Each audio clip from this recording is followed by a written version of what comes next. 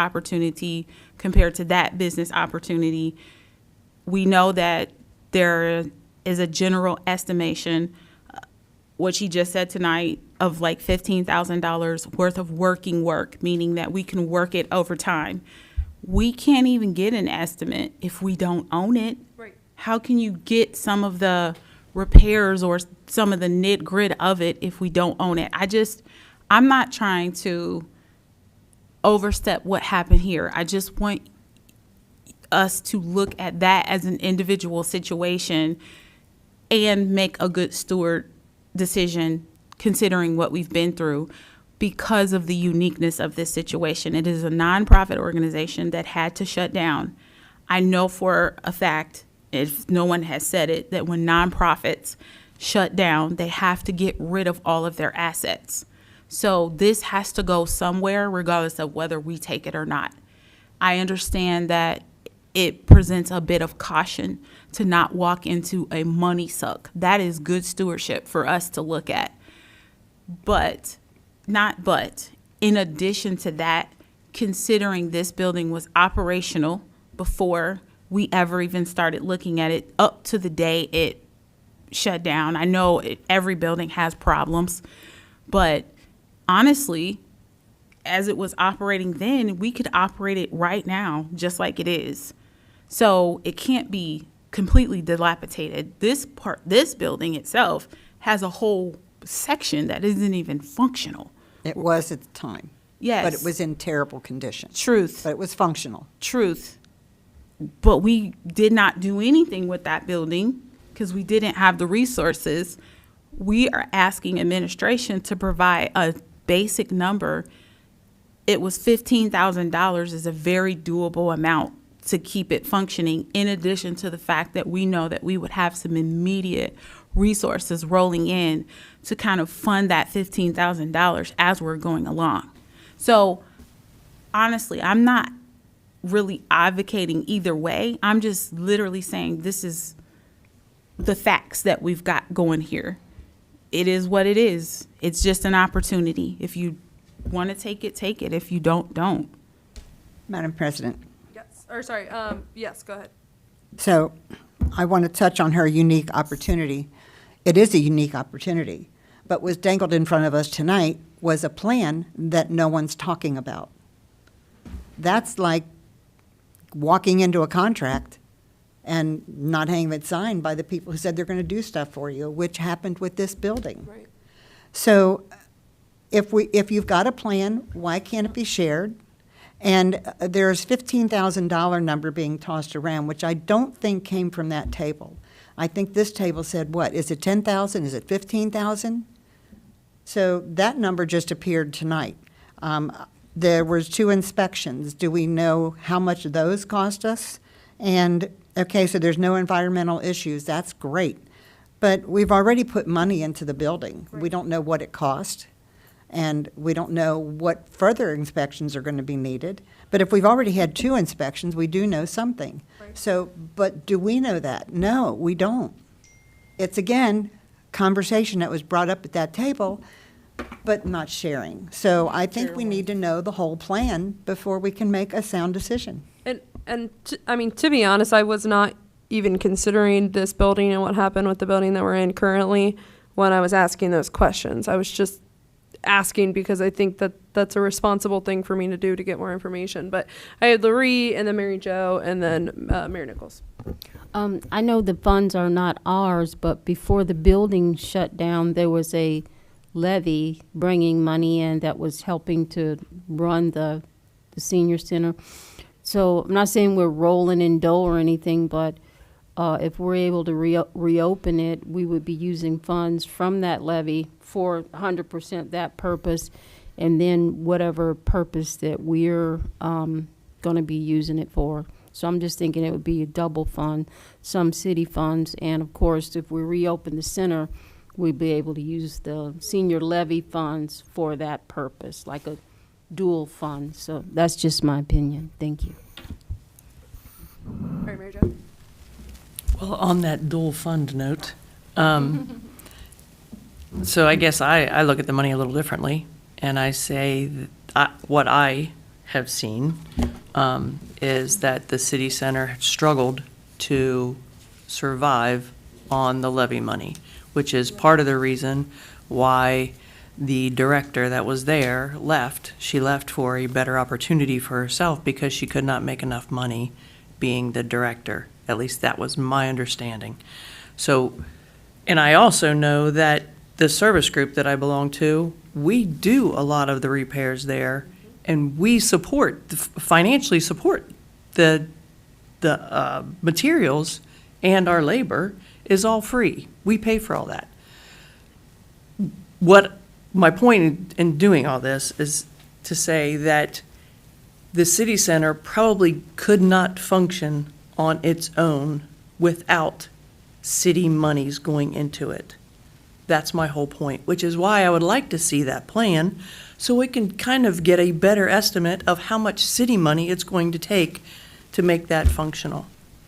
Right, because I mean, this is a. One more thing. Yes, please. And to say that we have immediate, I'll use the term bookings, to make revenue from that, I find that odd that we would have places or people that would already be in line to reserve that when it's not even open. So how do we have immediate bookings? Because you had people who had called with interest about using the facility on several occasions, many of them who have been using it for years. So I do appreciate what you're saying and asking, but I must say that I would agree with Ms. Dukes-Dean. I don't really know what else to say. I think it's as simple as we can make it. The senior center right now is not open. We have no 501c3 organization to operate it. If council chooses to open it and to have services for our seniors, then we would acquire the building. And by the way, I do not disagree with anything that anyone has said regarding the budget. The budget that you're talking about would, as Ms. Blythe rightly said, include the funds that we would get from the senior center levy, because that would continue and it would be used for the purpose of the senior center levy. The additional revenue would be from citizens, people who have used the facility in the past and would continue to use it. Ms. DeWald had asked about a number that I put out, which was $15,000. I gave a round figure of certain improvements that could be made that were not necessarily essential in order to open and operate it. However, we obviously, when we did have the building inspection looked at, there were certain things that they said these items would need to be repaired. So that's basically what that was. It was not to say that we had to do that before the building would open. So I personally, I would agree with Ms. Dukes-Dean. I'm not sure where council stands on it. I thought that at the time there was a great concern about making sure that we would try to get this building back online so that the seniors would have a facility to operate in. And so that was why this was presented to council for that very purpose. I think Mayor Nichols, you were next. I'm sorry. Yeah, I just couple things. I agree with what Ms. Blythe said, and when Ms. Zor made the comment about I get inquiries, and I didn't have anything to do with the senior centers. I do know that they get multiple phone calls here for people asking if we rent or if they know if the senior center does use it for different functions, for repasts, for receptions, for baby showers, and so forth. I don't know if the word that Ms. DeWald used was meant in the context in which it was said, but when you said we dangled a plan over, we didn't dangle anything. Had I known that we needed to present it tonight, because I thought we were just here discussing it, the property. And initially, when we first talked about it, or when I mentioned it, We did mention some of the activities. I have had conversations about how it would be managed, who would manage it, what would be the best course for that. So I still believe that it's different, and I understand that you need it to make your decision, but it does not change the fact that either council wants to acquire the building or not. So, I think what, and I don't mean to speak for you, Ms. Sewell, but the way that I understood it was she was saying, you guys mentioned that there was this more concrete plan that kind of wasn't, I gotcha, that kind of wasn't, like, we asked for more details and then. When it was did you said- I'm sorry, when did you ask for more detail? Just right now. Right, okay.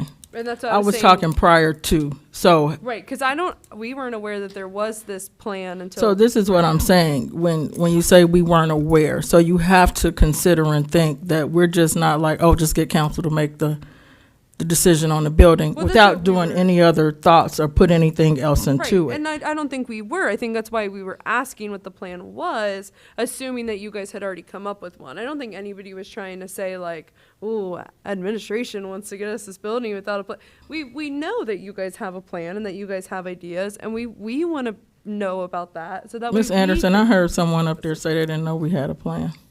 well, we I didn't know it was a plan. Right, that there was like a concrete written down plan that somebody had written down and put together. Because that's what it sounded like you had done, which if you hadn't and you guys just have ideas, that's fine too. We just want to know what that plan is. I understand that. Okay. May I ask what the hesitation is to share it with council? There wasn't any hesitation. The, Can it be sent to us? You did. You said that you didn't want to share it with us until the building was purchased. to go over the plans, okay, well, I can share it. Okay. I think Ms. Suxine was next. I'm sorry. So for me, in context of the building, because I just want to make sure that I'm dealing with it from a business standpoint, this is the relevance for me to share with you. So in the real estate market, when people were buying homes, quite naturally, they get an inspection, and then they make a decision, and the buyer and the seller go back and forth. You know, that's the traditional process. But in a different climate, when the housing market shifted, in order to make decisions, savvy, well thought out business decisions, people eliminated some of those processes to make the moves that were necessary in the timing that we were in. So I just wanted to bring that up to say that's why I called it a unique opportunity, because this was from a nonprofit given to us where we may not be able to follow all of the same traditional steps to make sure. I'm not advocating for a plan or not. I just wanted to kind of throw that out there so you know that there is relevance to pursuing it from a business standpoint in the way that we are. When timing is involved, if we can projectively look and say this is a sound investment, then we need to move with good timing to make some of those investments turn around for us quickly. And that's what people do. Every circumstance can't be so regimented. That I just want you to keep that in mind. It's not for or against the plan. It's just relevance to see why sometimes you have to move outside of that box. Mary Jo, do something else. So, I understand, getting this property for basically free, and possibly for what we know right now, it's like $15,000 or so. That's a very loose estimate for repairs over time.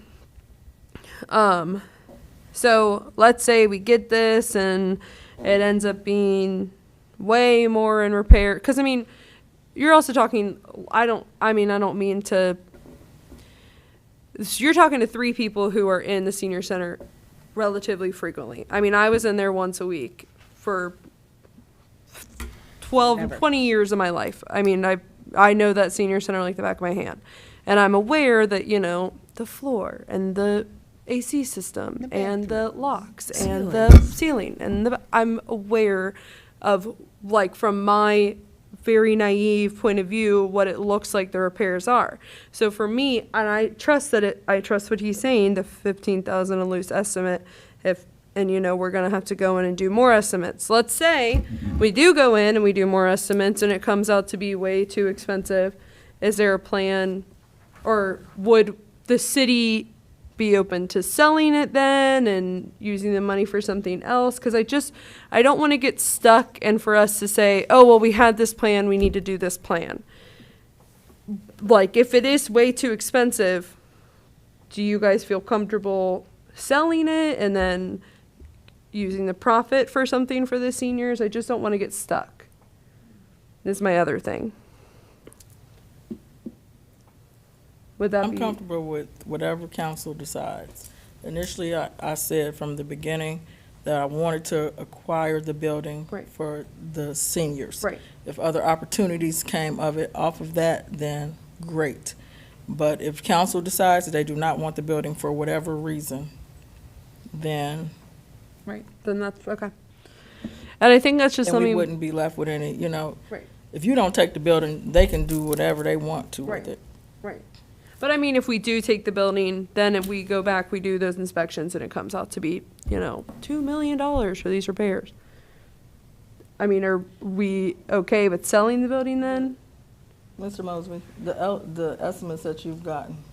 No, again, what we did was we had a full inspection. As I mentioned earlier, we did not get estimates yet from the repairs that we might need to contract, excuse me, out. What I was saying, and what I have said before, and I'll say it again, the building at this particular point would still be usable Okay. if we conceivably receive the building and just wanted to open it up for Right. senior services. So what I was talking about were simply repairs that, as Ms. Anderson rightly said, would be a part of the regular maintenance for any building. It's not going to be. It's not going to be. I don't want to use the number that you said, but it's not going to be $2 million. It's not going to be $100,000 because the building itself, I believe, was. I think the value is like, if I remember correctly, 70,000 or something. Okay. So it's not like we're not talking about huge amounts of money. The other thing is right now, because it was operated by a nonprofit organization, it's not generating tax revenue. I think the most important thing of all of this is, when I proceeded to contact the now defunct organization, I did so with good intentions, telling them that we, the city, was intending to acquire the building. Yeah. So I do think that it would be a disservice if for some reason council's up, we're going to change our mind now, we're not going to do it. Because as Miss Dukes Dean said, they're going to have to give that building or transfer that building to someone anyway. They can't. They would have to sell it if they were to pay off debts, but there is no debt to the building. So that would be the only other thing that I would say. Right. And I don't want anything of what I'm saying or anybody, like I said, I don't want to speak for anybody else, but it doesn't seem like to me anybody is against getting this building. We just are curious and we just want to do our due diligence and asking questions. I don't want anybody to come across in this conversation like we're the bad guys or we're trying to put up roadblocks or we're trying to do whatever. We're just doing what we were elected for, asking questions and making sure that the budget and finances are in line for our city. That's what we do in council. We work on legislation and we work on the budget and finance. So I just want to make sure that what we're doing, we're asking the right questions so that we can be informed when we go to vote in council about this. I don't want anybody to think that we're sitting here conspiring against getting this building or anything. We just are asking questions. That's really all. I'm a very straightforward person. I'll let you know if I don't want it. I'll let you know if I want it.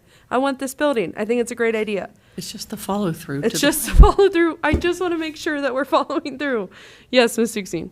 I would say this for me personally, like just listening and being a participant of the conversation and the brainstorming that we have here going tonight. I'm answering the questions or trying to provide the knowledge that I have for the questions that are being put out there. And at some point, the reason I said the things that I said to kind of add to the conversation, which I think is a healthy conversation, let me say that, is that it sounded like, if we don't know a plan, we're not going to approve the building, which then the whole foundation of whether or not we acquire the building comes into question if there's not a plan. I don't know a plan, but from the beginning, we have talked about the building. When we talked about would we actually even pursue it, we understood in pursuing it that there wasn't a plan. We were trying to do two things: get a building that was free and deal with, well, three things: deal with an opportunity that was unique and to provide a continued service for the seniors. So in the process, if administration has a plan and wants to share that, I'm good with that. But without that, I still feel like we had enough information to decide if this is going to be profitable for the city, only because the building itself was functioning. I don't visit the building once a month, but I have visited enough times to see that there are definitely some in need of some love, some TLC.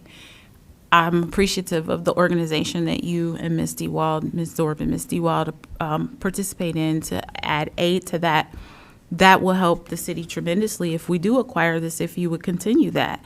But I felt like the primary focus for this was to acquire the building to help to continue the services for the seniors, and that we were in a unique position because they were having to give it because they were a 501c3.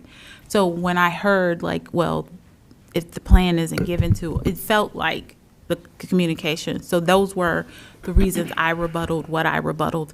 And I just wanted to remind us, this is what we originally said, because we sat in an executive session over there and we had talked about, is it even okay to pursue getting the building and why we would be comfortable with that. So now we're here, they agreed to give it to us.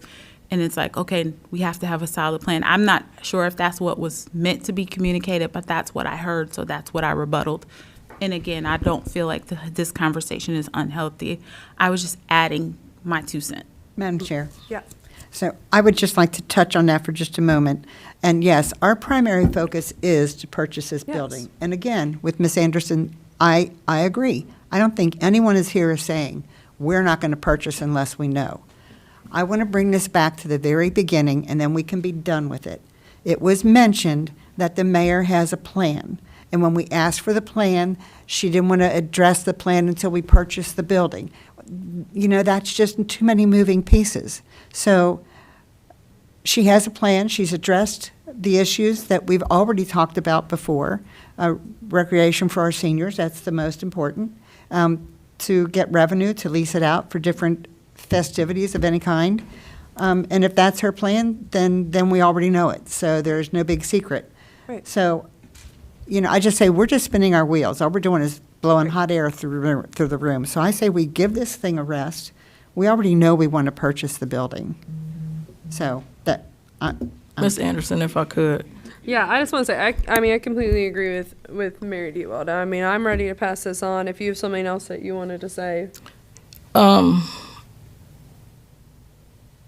I did get that same feeling that it wouldn't be passed if there wasn't a plan. Yeah, nobody said that, I don't think. I didn't say that anyone said it. I said that was the impression. I didn't use the word impression. That's the impression that I got initially by some of the comments that were made. I'll leave it there. Yeah. Yeah, I mean, I've said, I don't speak for anybody else, but if I think something, I'll say it to you, I promise. I promise I will. But no, I mean, I wanted exactly what Mary Jo said. I think she said it perfectly. We just want to make sure there's a follow through. I just want to make sure there's a follow through. I just want to make sure there's a plan, so we're not going to acquire something that's going to get us in a bunch of I'm debt. sorry, I know what the last But- part was. It was when someone asked who would run it, and that's the portion where I said that I really feel like needs to be discussed in executive session. Yeah. Not on the floor. I agree, That that's was fine. the other part. Okay. I think that this is fine to send to council floor. They obviously have a plan. Even just the plan that we are aware of, I think is fine. I think as long as we go into this knowing if it does end up being way more than we thought, I think we need to be reasonable about that as well and think about what's best for our seniors. Our seniors can't afford raise tax levies. And if this is going to be, you know, insane amount to fix it, I think that they'd more appreciate money in their bank than an old building. So I think that this is great for what it is right now. And when we know more information, we can act on that then. Is this fine to pass the council floor? Okay. All right. I'll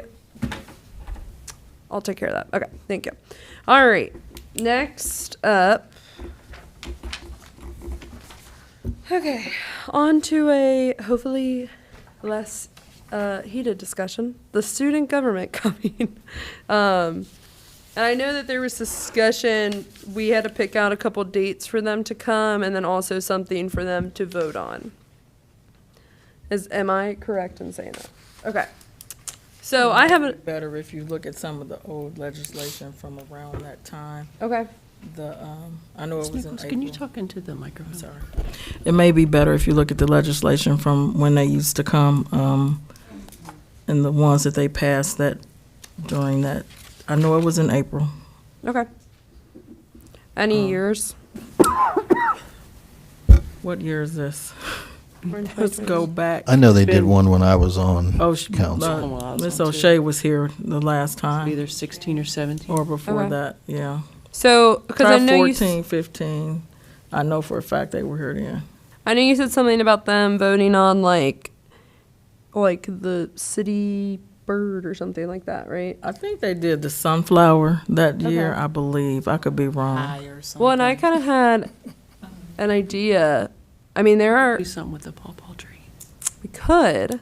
I was also thinking we have two sisters in like our history who very important to North College Hill and to American history in general. The Carey sisters, who were abolitionists, feminists, poets, and self-sufficient in the 1800s, and then people who bought the land from the Careys, the traders who opened the first center for the blind, home for the blind in Ohio for women. So I wonder if, too, we could even do like a city holiday celebrating the sisters of North College Hill or celebrating those women or something like that. Maybe have them pass a resolution. They can pick the date. They need to do some research on who the sisters were and what dates might be important to those sisters, and then kind of give us a resolution about maybe passing a city holiday for that. Madam Chair. I got Arias' hand first, and then you, Mary. What's the sister's name? So the Mary. Trader sisters were the ones who opened the center. It was called like the Ohio Home for Blind Women. Let me make sure I'm saying the right sisters. And then the Carey sisters, who they were poets, they were abolitionists, they were feminist, and We can do something for Isaac Wise, too. yeah, maybe like a national holiday for Isaac, or not national. We're a city. Yeah. A city holiday for Isaac Wise. No, we're gonna talk to President Biden. But I'm sorry, Mary, you had something. So, Mr. Mosby, I don't know how serious the resolutions have to be, but I know that around that time, we start looking at the salt purchase for the city for the next winter. We have to have it in by June, I think. Well, usually we've done it by March, but Oh, okay, yeah, because there is a due date on it, and it is before June. okay. Madam Chair, Yes. I do recall that one particular time there was some serious legislation. So council handled that first and then, because it rolled over Right, yes. into that meeting, so, and not have them vote on it. Yeah, Right. and I remember too, you said something which I thought was smart, not having them vote on anything that has to do with money, period. I mean, as a just in case. I mean, let's say there is something wrong with the salt thing that we passed, but you know what I mean? It just happens to be the one time they vote on it, and then we're kind of, I don't Yeah. think they're allowed to Shot in the foot. legally vote on. Madam I Chair. don't think the Yes. kids are allowed to legally vote on something that is They money. did, and then Right. that person signed it. in the salt. Right. Whatever they voted on, whoever was the actual clerk, mayor. I Right. mean, to be honest, the person sits behind them and tell them.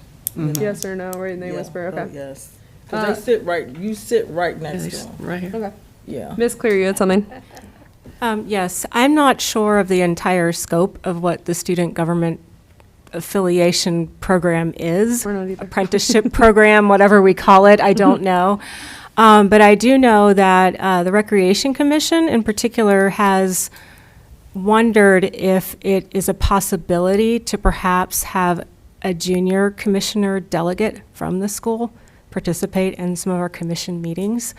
That is another avenue where the students potentially could see how some things work behind the scenes. We don't actually make any official decisions, but they can see how the research takes place, how these things come from the citizen input side and then makes its way to council and then makes its way through the whole process.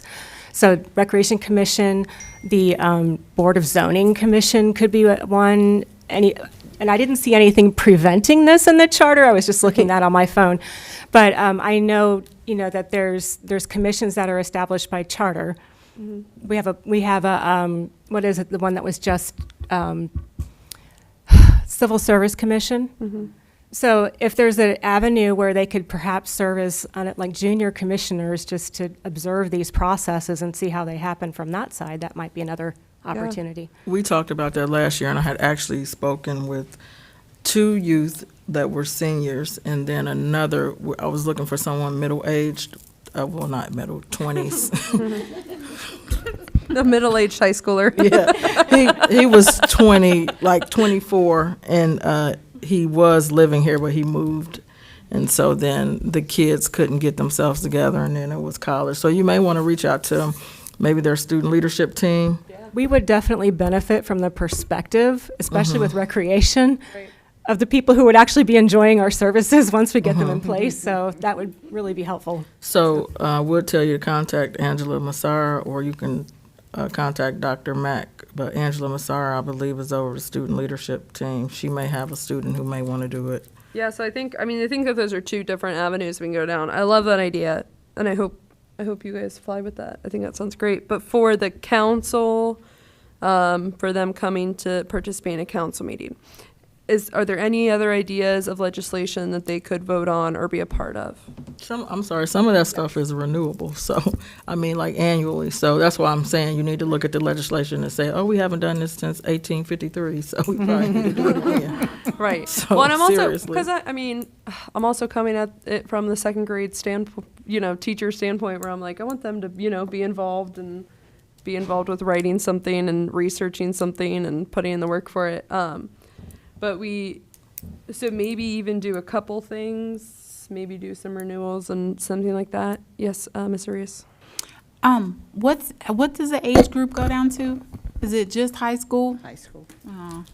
I know. It's generally the honors government class, I believe. Okay.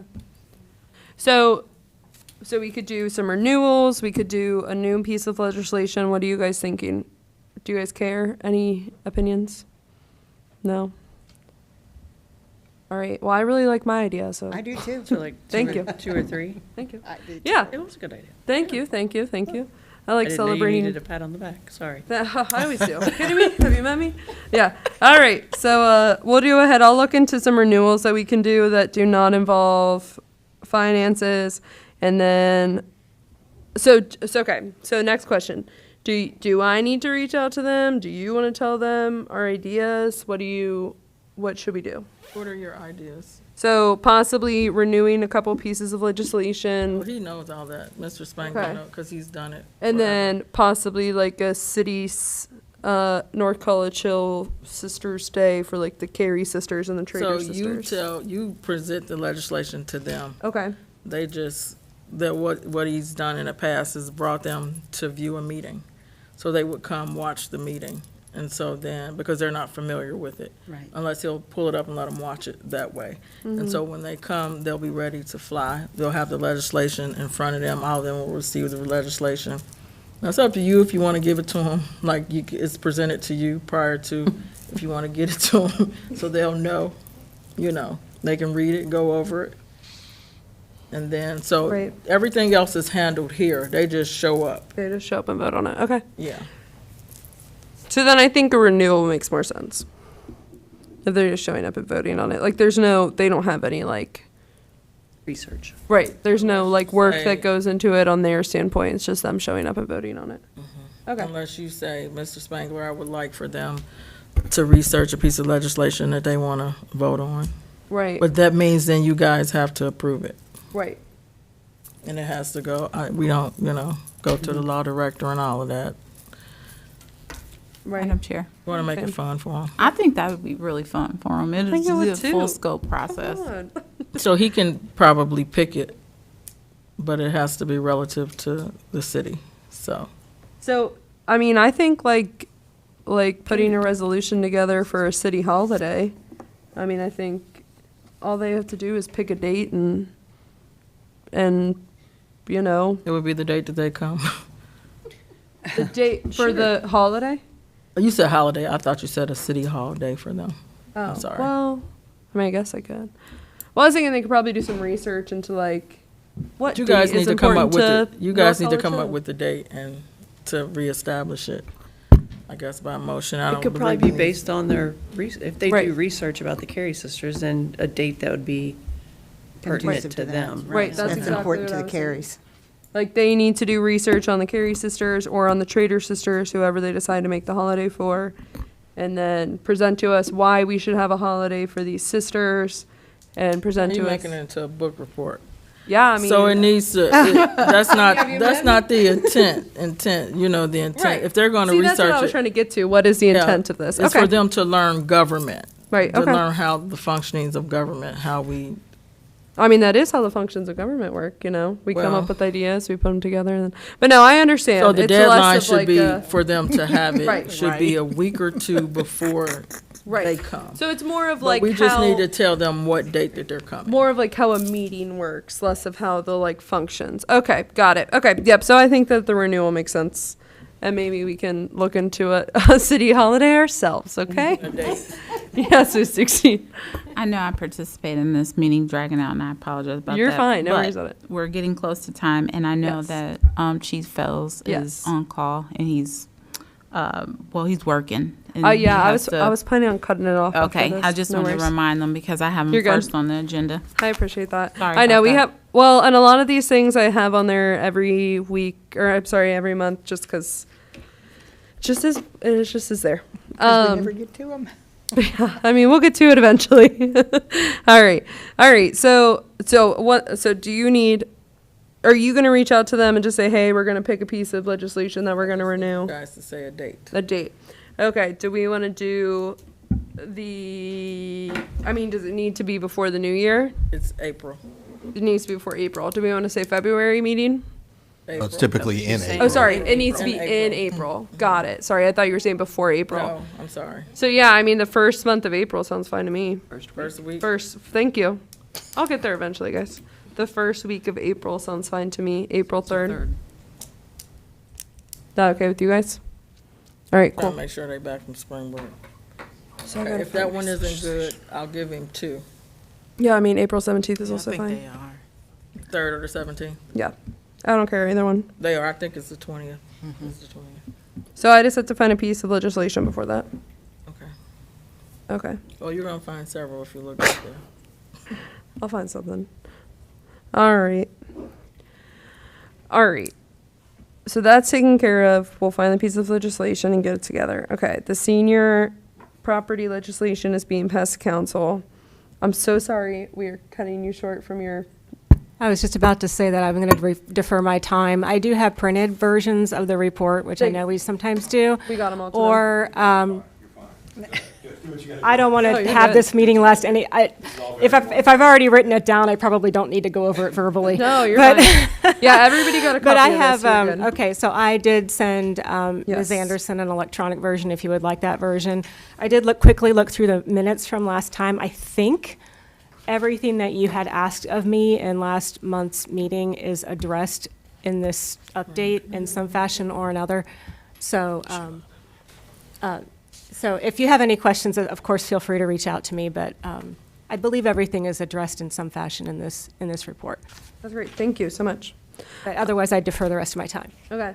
Thank you. Anything super duper important about the comprehensive plan at all? Nope, other than we just have the surveys that are going out, same thing with the economic development, so. Okay, awesome, thank you.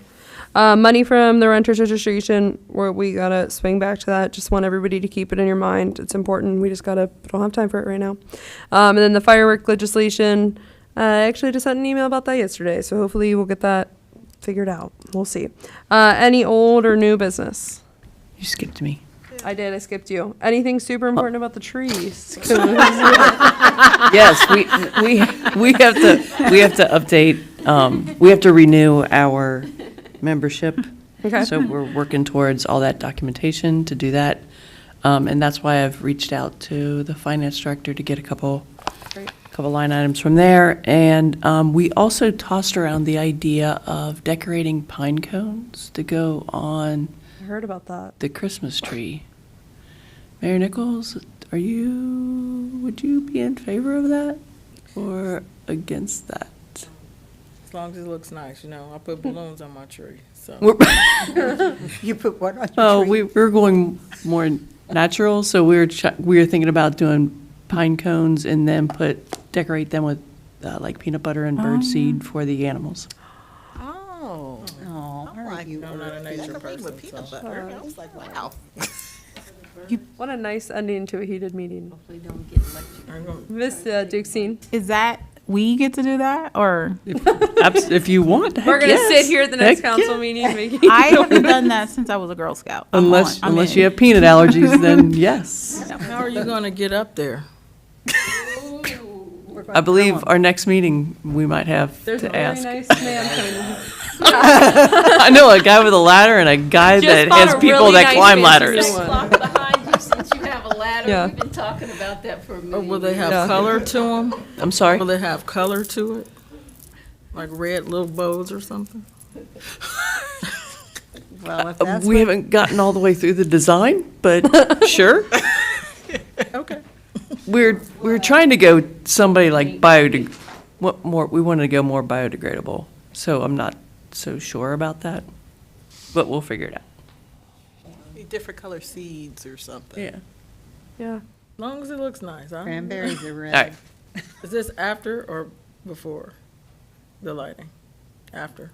Probably after, because we haven't done it yet and the lighting is around the corner. I think the lighting's around the corner. Just the last week. That's like 2 weeks, right?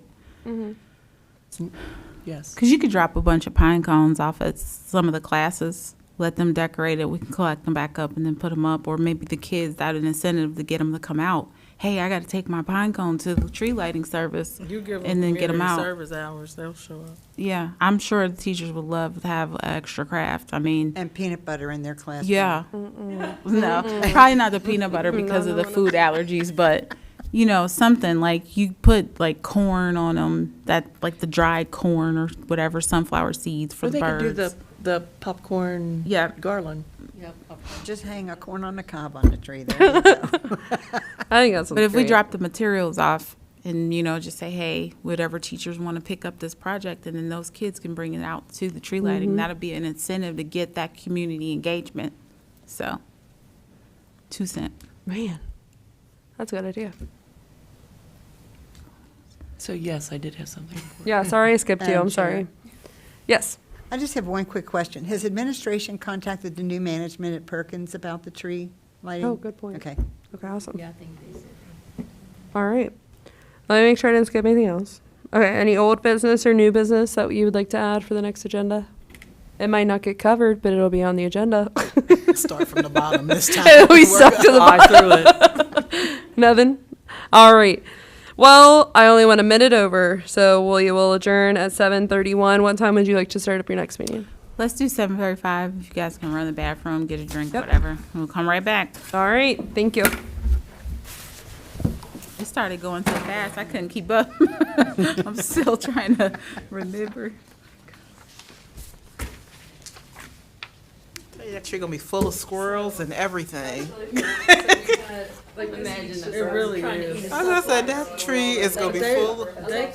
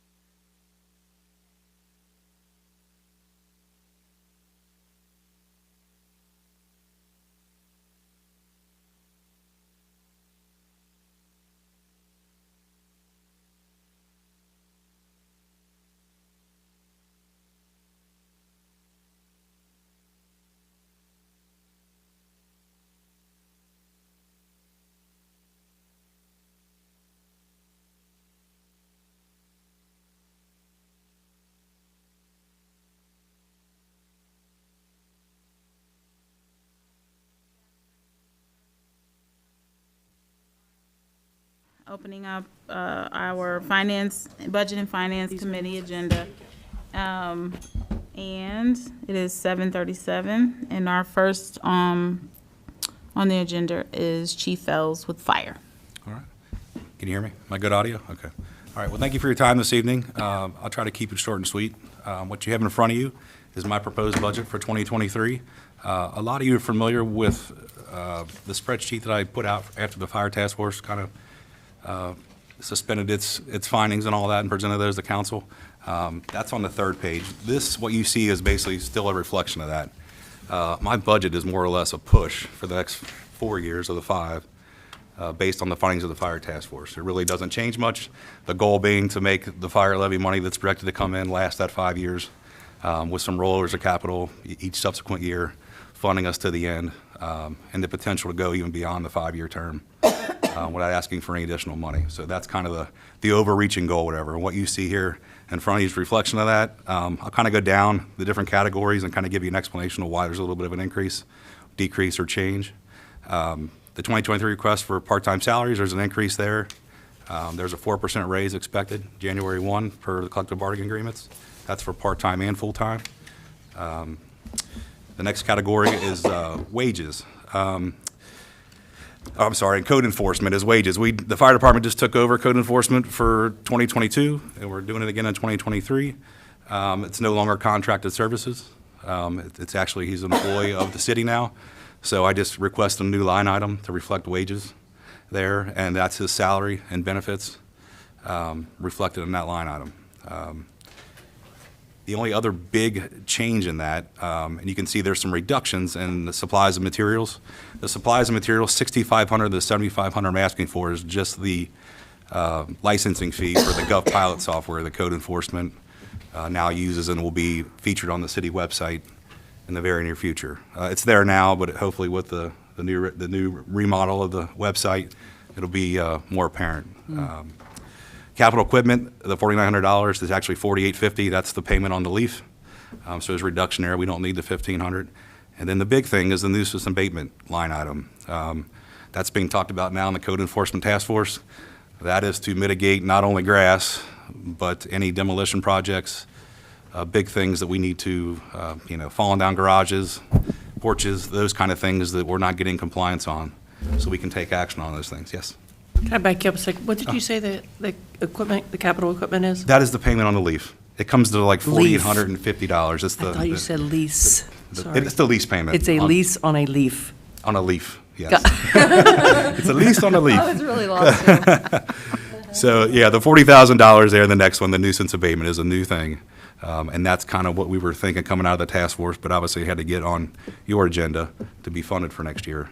But to give us some wiggle room to start taking action on nuisance properties. So moving down to the fire equipment fund, this bucket is primarily or solely funded by EMS billing. I just looked yesterday.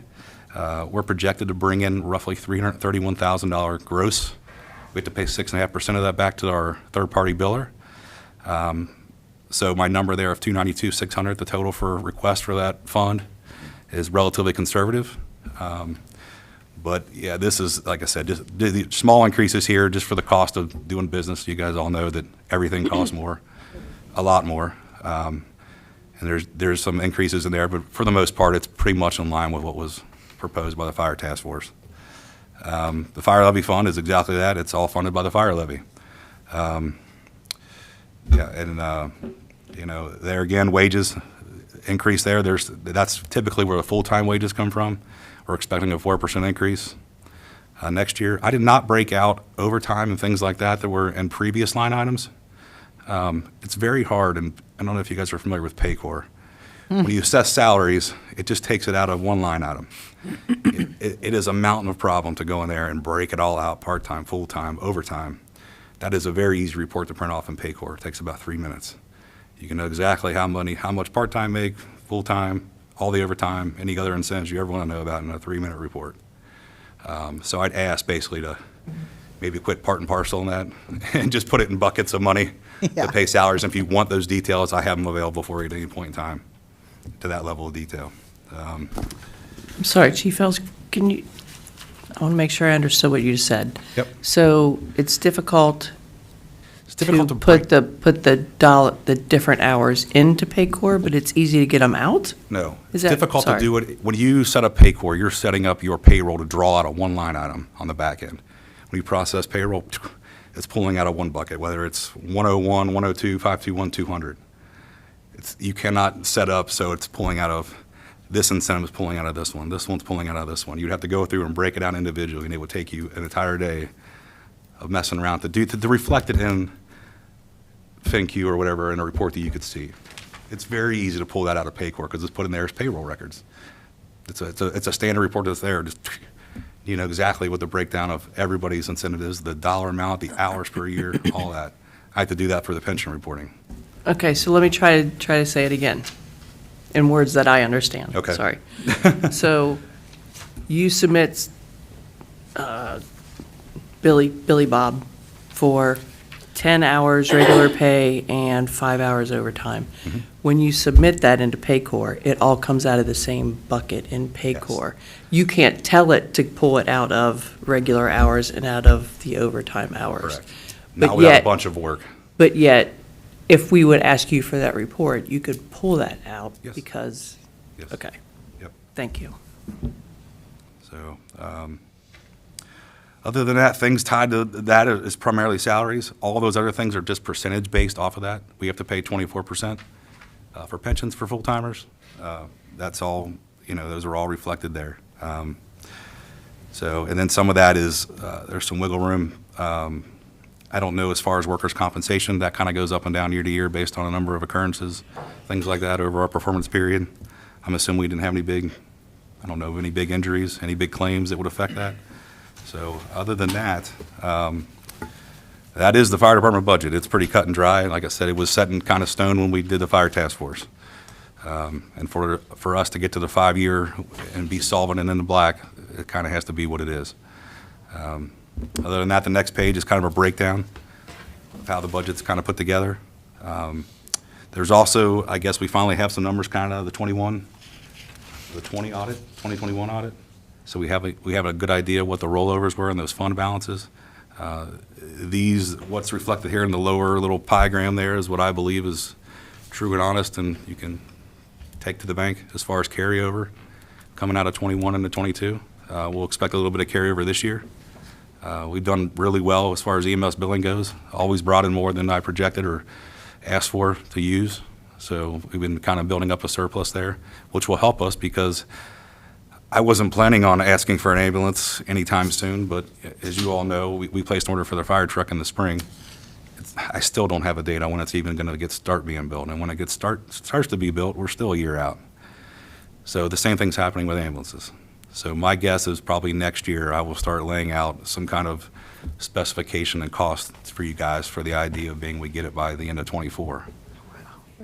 So just, I don't know. Yeah, the whole thing is the whole game that I've had to play is changing. So I got to think way ahead to get things that we need. So other than that, the next page is kind of another list of funding sources and direct monetary amounts.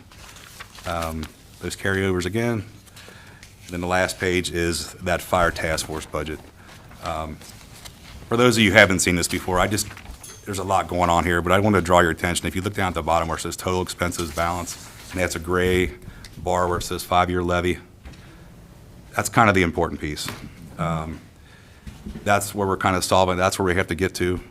As you look at the subsequent years that go, it goes up 1 year after that, then it starts to go downhill.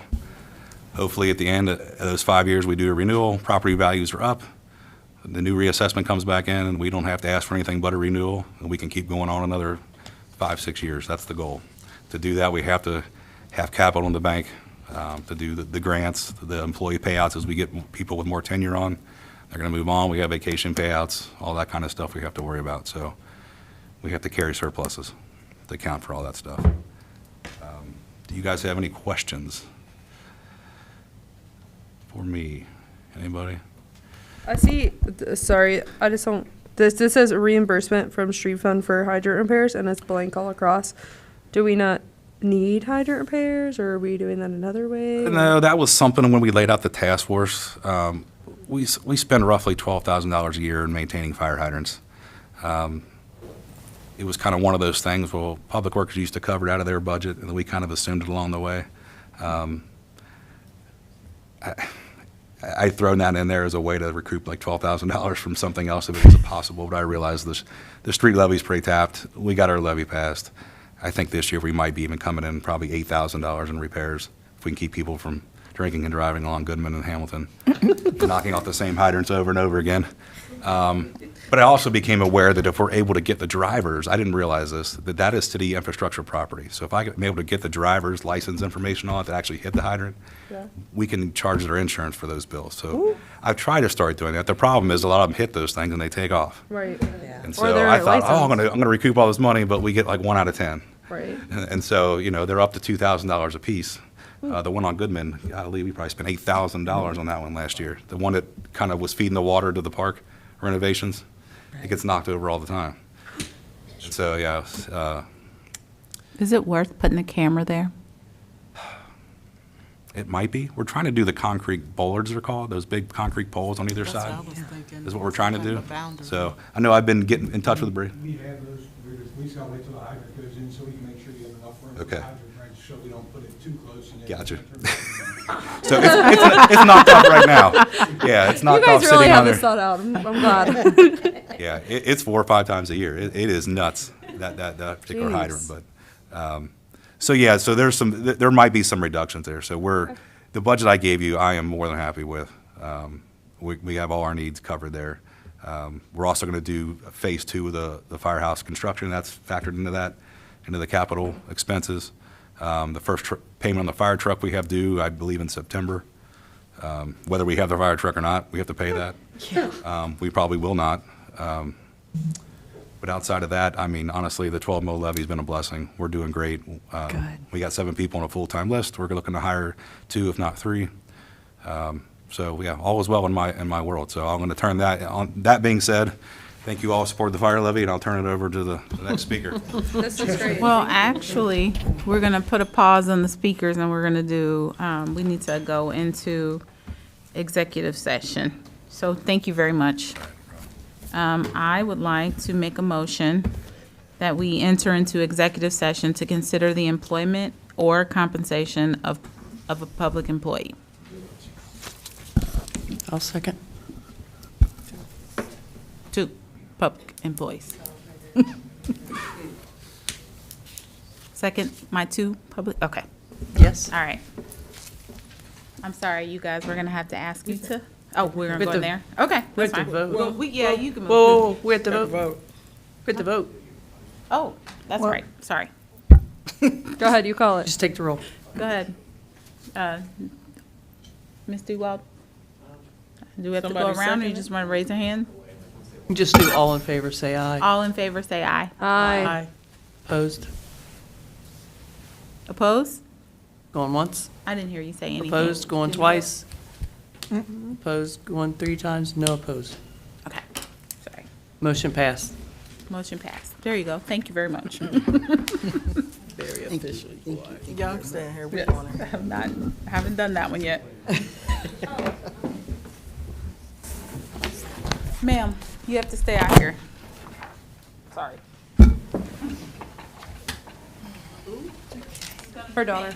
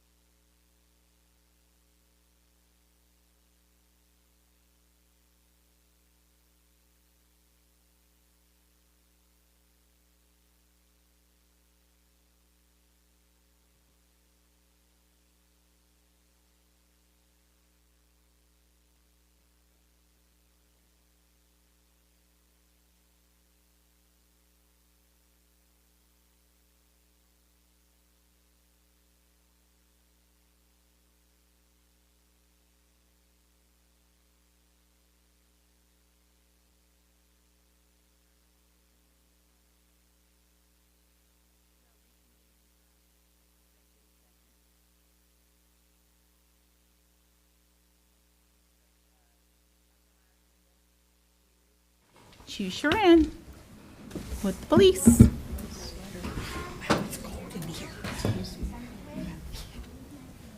So, Mayor's Nichols just told me that, because I said I was going to try to be brief, and she laughed, because, so, I'm going to try to show her something that normally is not in my wheelhouse. So, we've already talked, we talked for most everybody, we talked at the last committee meeting about the cars. I appreciate that, so that's a huge deal for us. My budget, for the most part, hasn't changed what I'm asking for too much from 2022. Okay? The major things that are different, obviously, a police towing line I'm excited about getting the tow lot up and going and seeing what we can do for a whole year. That is most of what I have planned. The other things are obviously salaries, new hire costs, and like we talked about, the lease for the 2 new cars coming in. So those are primarily my goals and my things that I'm looking at. It's been a goal and a dream of ours. I'm excited about the future. The levy passed. That's great. We Yes. got a $13,000 grant from the state of Ohio to start a peer support training program and to train all of our officers and to have folks on more in an officer wellness programs, and that's just the start of all the grant money and the things that we put in for that, and so I'm looking forward to those good things. As far as salaries go, we had to be kind of modest and plan for certain things because there is the potential that Officer Manning and Officer Brown are eligible to retire next year in 2023. So if that was to happen, that's where a lot of our budget and our stuff went into. That's not saying that they will. They have the option to stick around. They have the option to stay and do drop. But I do believe that we're probably going to lose at least one of those. So if that happens, that's kind of where I put in for that money to go towards salaries rather than we're just not going to have a whole lot of luxury to do any of the other items. So my wish list, if you were, then just comes down to the new hire cost and to training.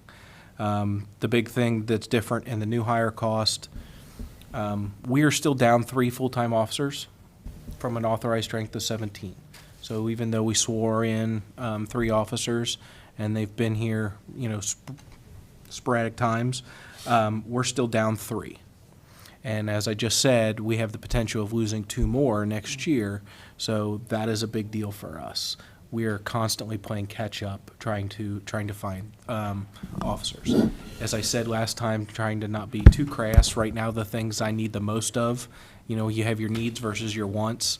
Right now, I'm in the needs category. I need trained officers in the seats of cruisers, and those seem to be the 2 things that I struggle with the most trying to get right now. Yes. I have a question. Sure. Right, you fed right to me. Trained officers. So we just swore in 3 officers, and I believe they all had previous experience. Yes. So does that mean that their training time is diminished, or Yes. do we have an anticipated training time till they're on their own, or how does that look? So 2 out of the 3 that you swore in the other night, they've actually been here for a couple of months. That normally our field training program is anywhere from 4 to 6 months, depending upon the officer. Because the way our field training program works, we have a list of tasks. They don't get out of field training in a set time. They have to show me that they can do all those tasks. For example, Brandon Robinson and Devin Davis, they've been out on their own for the last month, 2 months. So that's a huge benefit. I'm just not seeing too many of the experienced lateral transfers right now. So that's one of the things that I'm trying to dip my toe in the waters, and we put in here in the new hire cost and the things in training. When I called around to the police academies that are local to our area that we recruit from, the gist that I got is that they have to, by state standards, they have to have at least 9 cadets in that academy to start the academy and to get an academy number. Last year, this time, they had exactly 9, and then after the first week, 3 dropped out. Great Oaks, for example, when I called them to talk to them about coming out to their academy to recruit and to, entice people to come here, they told me that their academy class that started November 7th had 14 cadets in it, but out of those 14, 8 were already sponsored or hired on by an agency and were being paid by that agency, at least paying for the academy to go through. So that doesn't leave a whole lot. That usually leaves anywhere from 5 or 6 cadets, if you would, in the next 6 months for everyone else to recruit from. So that's me, Springfield Township, Coleraine, all the other 44 agencies in Hamilton County that are trying to recruit for those same 6 candidates. So we have a couple of options. We interviewed 3 to 4 candidates that are not Academy certified, that either have degrees or have some affiliation with our police department. So some of that money in there is to sponsor those folks through the Academy so that we can kind of, it's been a plan or a goal of mine for a long time to be able to kind of grow our own talent and recruit our own talent in here. People that care about this community, bring them back to this community to serve this community. Absolutely. So that's one of the things that we'd like to try to start, is have them sign an MOU that if we pay for the police academy, that they're going to stay here for at least 2 years to come work in the police department.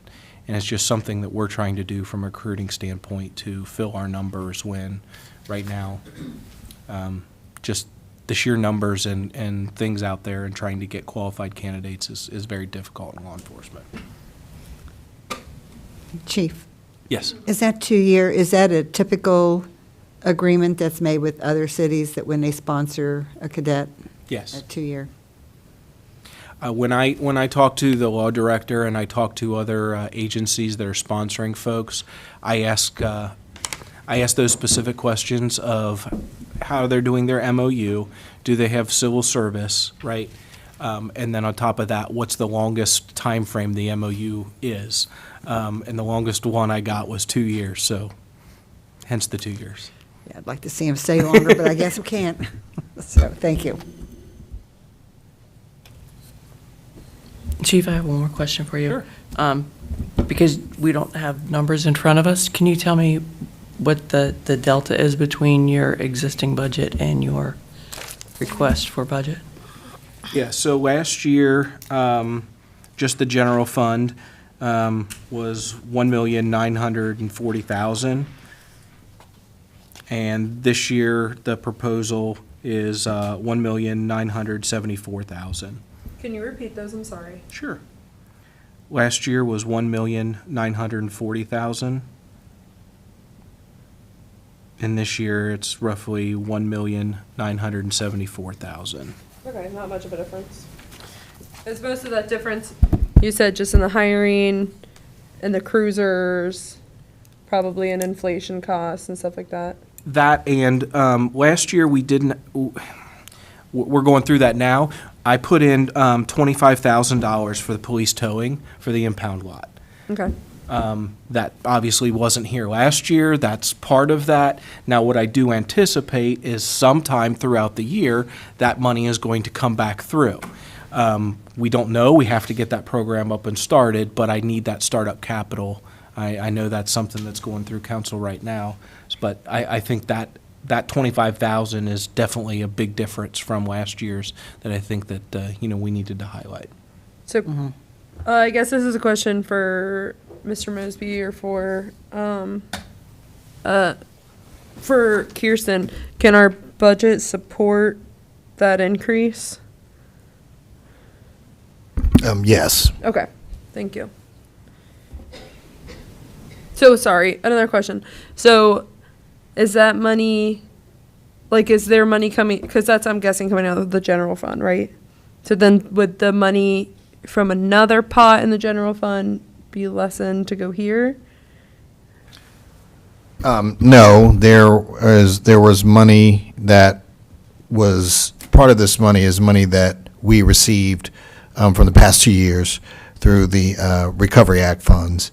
So we've had, and some of that we have kept in, I don't want to say surplus, it was unused, I'll put it that way. Okay. So that was money that we have incorporated into the budget for that.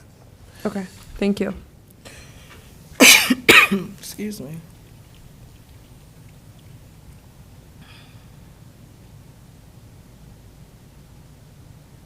Okay. Any other questions? Sorry. Okay. As brief as I could be. I appreciate it. I tried. You did good. You did good. Do you send that to me? No one has any other questions, and we can follow up via email if you guys want to have an opportunity to think of any others. And I'm going to call Public Works next.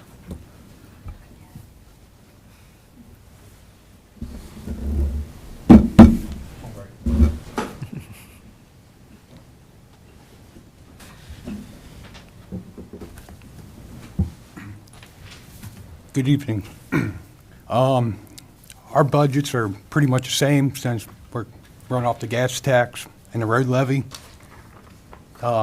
Each line item, we're not really changing. The only thing I am doing and requesting is moving $20,000 out of the tree budget to put an additional $15,000 in the landscape materials to help the beautification with the city. And then I'm moving another 9 into the operating expenses for the replacement of the AC unit for the council chambers. Yeah, but other than that, all the other line items are staying the same. And that was, I believe Kirsten sent you the budget. No, okay. You didn't I was get- under the impression you guys had that. So, well, then I can try to get that to you. Brayden, can I ask you a question? Because this is going to be near and dear to my heart. So what, if you move 20K out of the tree budget, what's left in there? It leaves us with $40,000. And year-to-date, we've only spent, I believe it's $23,000 out of that budget that we had for this year. That was a total of 60. So here's where I'm going with that. For us to be a tree city, we have to spend. It's 20,000. It's $2 per, Per capita. per resident. 2.1 per capita. So it's like 19, 20 grand we have to spend. That's why I left the $40,000 into that. And Perfect. I just wanted you to understand why I was That's- asking.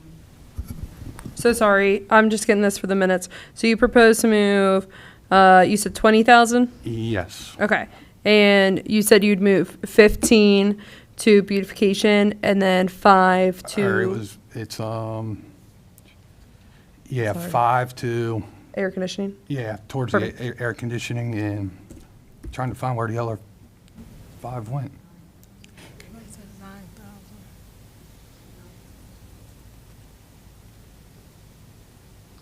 I thought he said, did you say $9,000? I thought it was It was, but for the air conditioning, yeah. I can't figure out where it went. It's $5,000 wouldn't. When I added this up, I can't get the right number.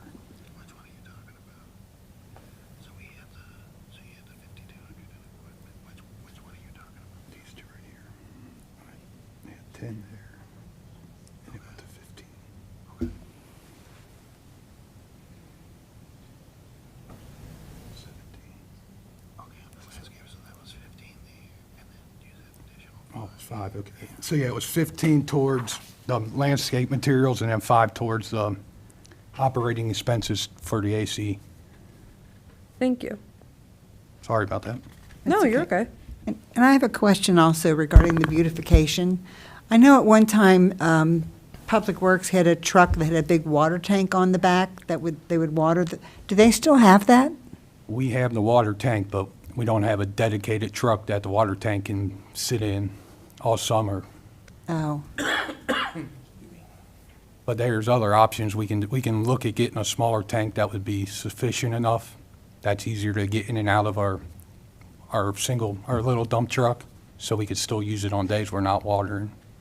right, because I thought if we're going to invest into landscaping, we might as well invest in keeping Yeah, care of but it. yeah, we still have our Alive? we still have the water tank and the water pump for that, so it would just be setting up the truck to do it. Won't fit on a little red wagon, huh? No.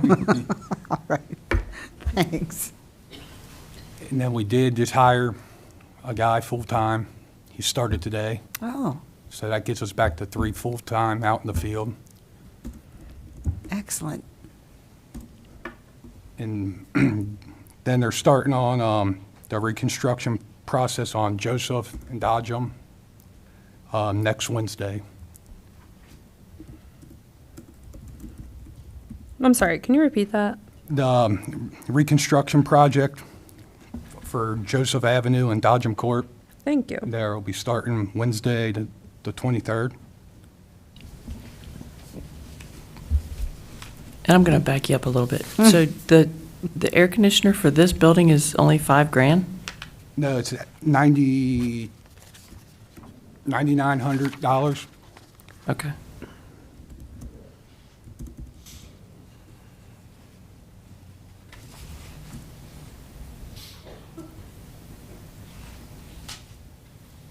I was going to say, I just bought one for my house and it was more than $5,000. Yeah, What in the world? Went to the wrong place. Clearly I did. he knows a guy, don't worry.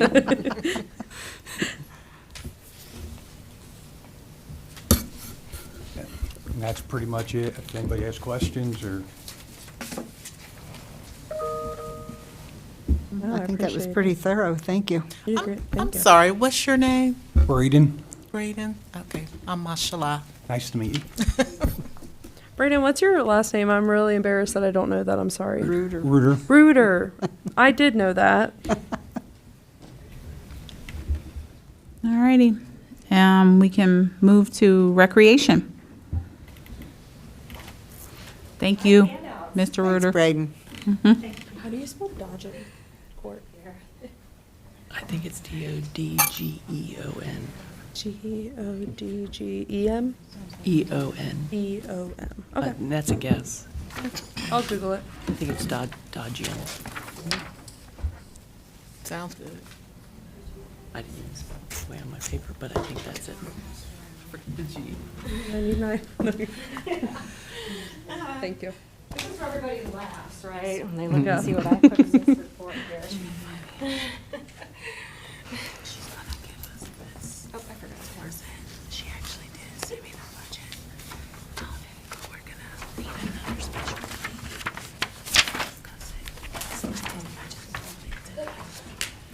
So, the reason this is the reason this is as thorough as it is, just to preface, Yes.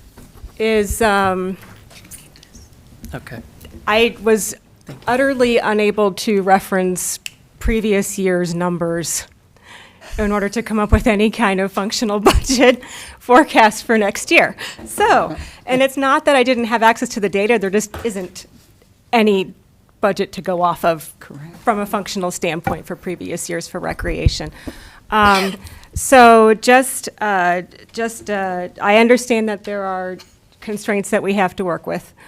So the way this report is structured, I summarize current activities of the department, and there is a chart, I believe it's on page 3, and I basically broke down everything that I had proposed by functional area. So there's a general department administration area, parks and facilities, communications and public engagement, special events, and then programs and classes. So originally, the scope of this department was special events. It has kind of grown from there to incorporate these other areas. So every single line item that you see there, there is a narrative on the following pages that explains where I came up with those numbers, basically. And I'll get into the numbers in a minute. I just want to kind of get everybody familiar with the packet because it's involved and it's it's probably overkill, but I just wanted to make sure that you all had enough information to move forward and make deliberations and decisions as you see fit as you continue to review this data. On page 7 is a discussion of potential sources of revenue that do not involve the general fund. So those are things like participant fees for programs and classes, booth fees for special events, facility or parks rental fees, corporate sponsorships, individual donations, grants, that sort of thing. There's also a summary of the fundraising activity that did take place in 2022. And then some discussion on some alternate sources of potential sustaining revenue for council to consider. And also just keeping in mind if there is any residual money that has been raised by recreation, a means of preserving those funds for future recreational needs. So all of that is just proposed in here. The last part that begins on page 8 is pretty much appendices, and these are visual, the appendices are referenced in the line items, but for example, our signage, potentially some things for Dumley Park, and some revenue discussions as well toward the end. So just some examples of other cities' legislations that they put into place. Just literally the text of their actual legislation that supports some of the propositions that I have put into the proposal as far as revenue goes. So if we go back to the beginning, now that we've had the high-level overview, so I did want to just start with Department Administration. You'll notice that there's some things grayed out because those decisions have not yet been made. So those numbers are not incorporated into the figure that you see. I will start with contracted services then from last year. I'm just going to quickly go through these line items. Last year, there was $200,000 in contracted services. In reality, those were construction equipment capital cost. That was not actually traditionally contracted services, like I hire someone to perform a task. And that is what 2023 has 2,500. That would be engaging instructors or coordinators or, for youth programs or things like that we would do in the city. That explanation is in that section. Specifically, I can give you an example. There is a youth program through Enriching Kids, which is a company that runs, they have babysitting classes, they have art classes, they have all these things, right? So they handle all of the infrastructure. So they'll make sure that the instructors are there. So the question would be, does the department pay for it, or do we expect the fees to completely cover that cost? I'll just give an example. The babysitting class, it's $110 per participant. That is a little pricey for our community. Yeah. So the way we would offset that would be through sponsorships. So I would go to our community of businesses, and I did actually mention this at the Chamber of Commerce meeting last week. In order to keep these programs affordable for our community, we're going to need support from the community. So for some of these programs. But anyway, that is what that contracted services is for. If we do need to bring in instructors, they should be compensated for their time. We can't expect everybody to volunteer everything, especially if they have a particular expertise, that they've worked a long time, to achieve. So that's what that figure is for. The second piece on here, if I just go straight down this boxed in column, Pies Park, rents and leases. I do not know where that was in the budget before, but I think it should be in Parks and Rec. That is an expense associated with that parkland. I'm sorry, where were you again? I'm sorry. I'm back on page 3 now. I'm going through the column. Right. Sorry, which one did you just say? Did you say rents and leases? Yes. I'm just making sure I'm following. Yes, Okay. rents and leases.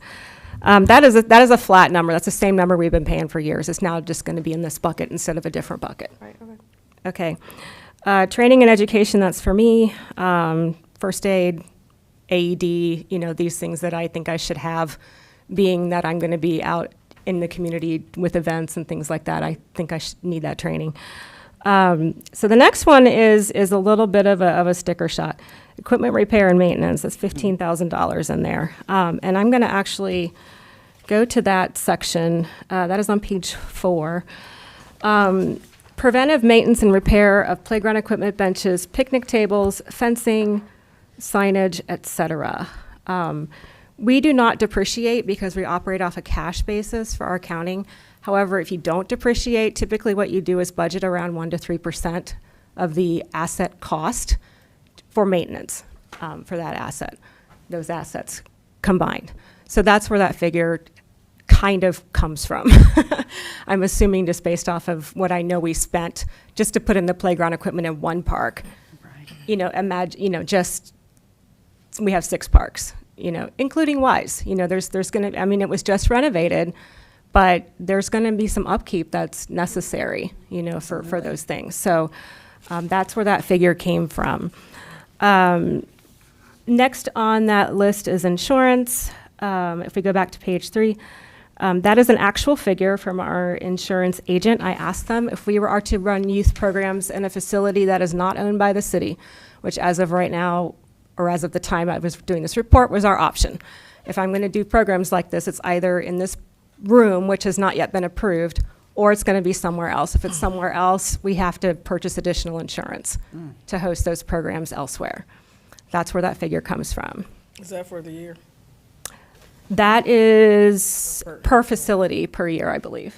So if let's say if I work with Clovernook, for example, Flock, anything like that, then we would need to purchase an additional insurance rider as a city-hosted function that is not taking place on city-owned property. So you just planned, if you do this, to do it at one location? That was my original goal here, just to get something up and running off the ground. I didn't want to go crazy and try to do like 5 different programs. I don't think that's feasible. I'm a department of 1, you know, just to get something up and running and rolling for next year, just to take into account those costs. Incidentals are things that we pay for that we do not expect to have to pay. They're impossible to forecast. So a good example of that is, and I have 1,500 in there. It's broken out between Parks and Rec, or Parks and Facilities, special events and programs.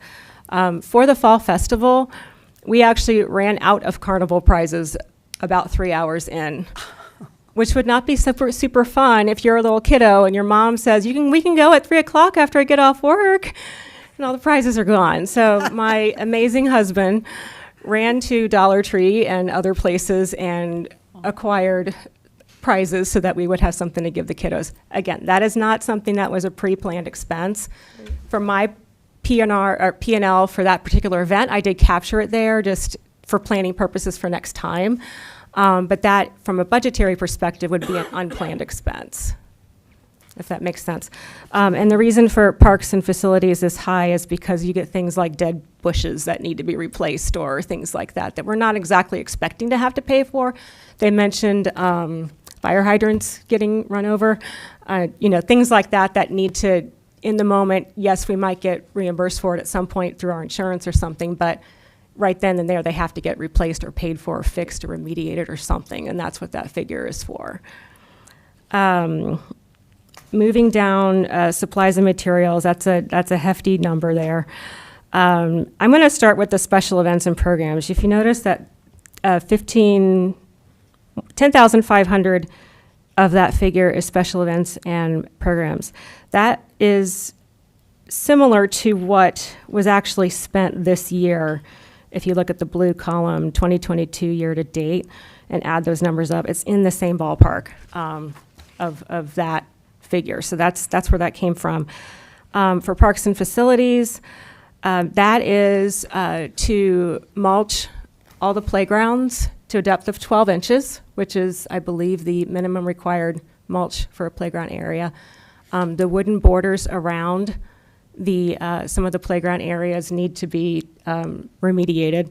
So that's where part of that figure comes from as well. You just made Erica's sick, absent heart very happy wherever she's watching from.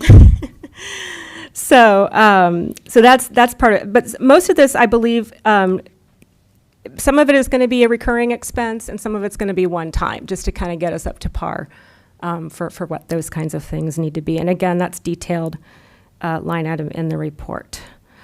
So that is OpEx. I'm going to say that's operating expense that I'm proposing for recreation and parks, which I don't believe there is a separate cost center set up just for parks and facilities. We used to have one for the pool, It's on mothballs right now. There was a separate seasonal recreational bucket that was just for the pool expense.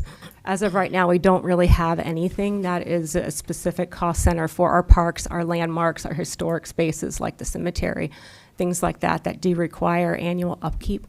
I don't know where, I mean, we talked about, Braden and I did discuss, you know, because he's mentioned beautification efforts. That would be like the peninsulas and things like that. This is specific to parks. So, is there any questions about operating expense before I go into capital? I have one. Yeah. So do you think there's any way to get some type of ballpark number for the gas and electric and water to run the splash pad, just to give us something? I actually have reached out. The Recreation Commission did an pretty extensive research over the summer. We talked to we talked to 6 different municipalities that are running 24-hour splash pads around the city.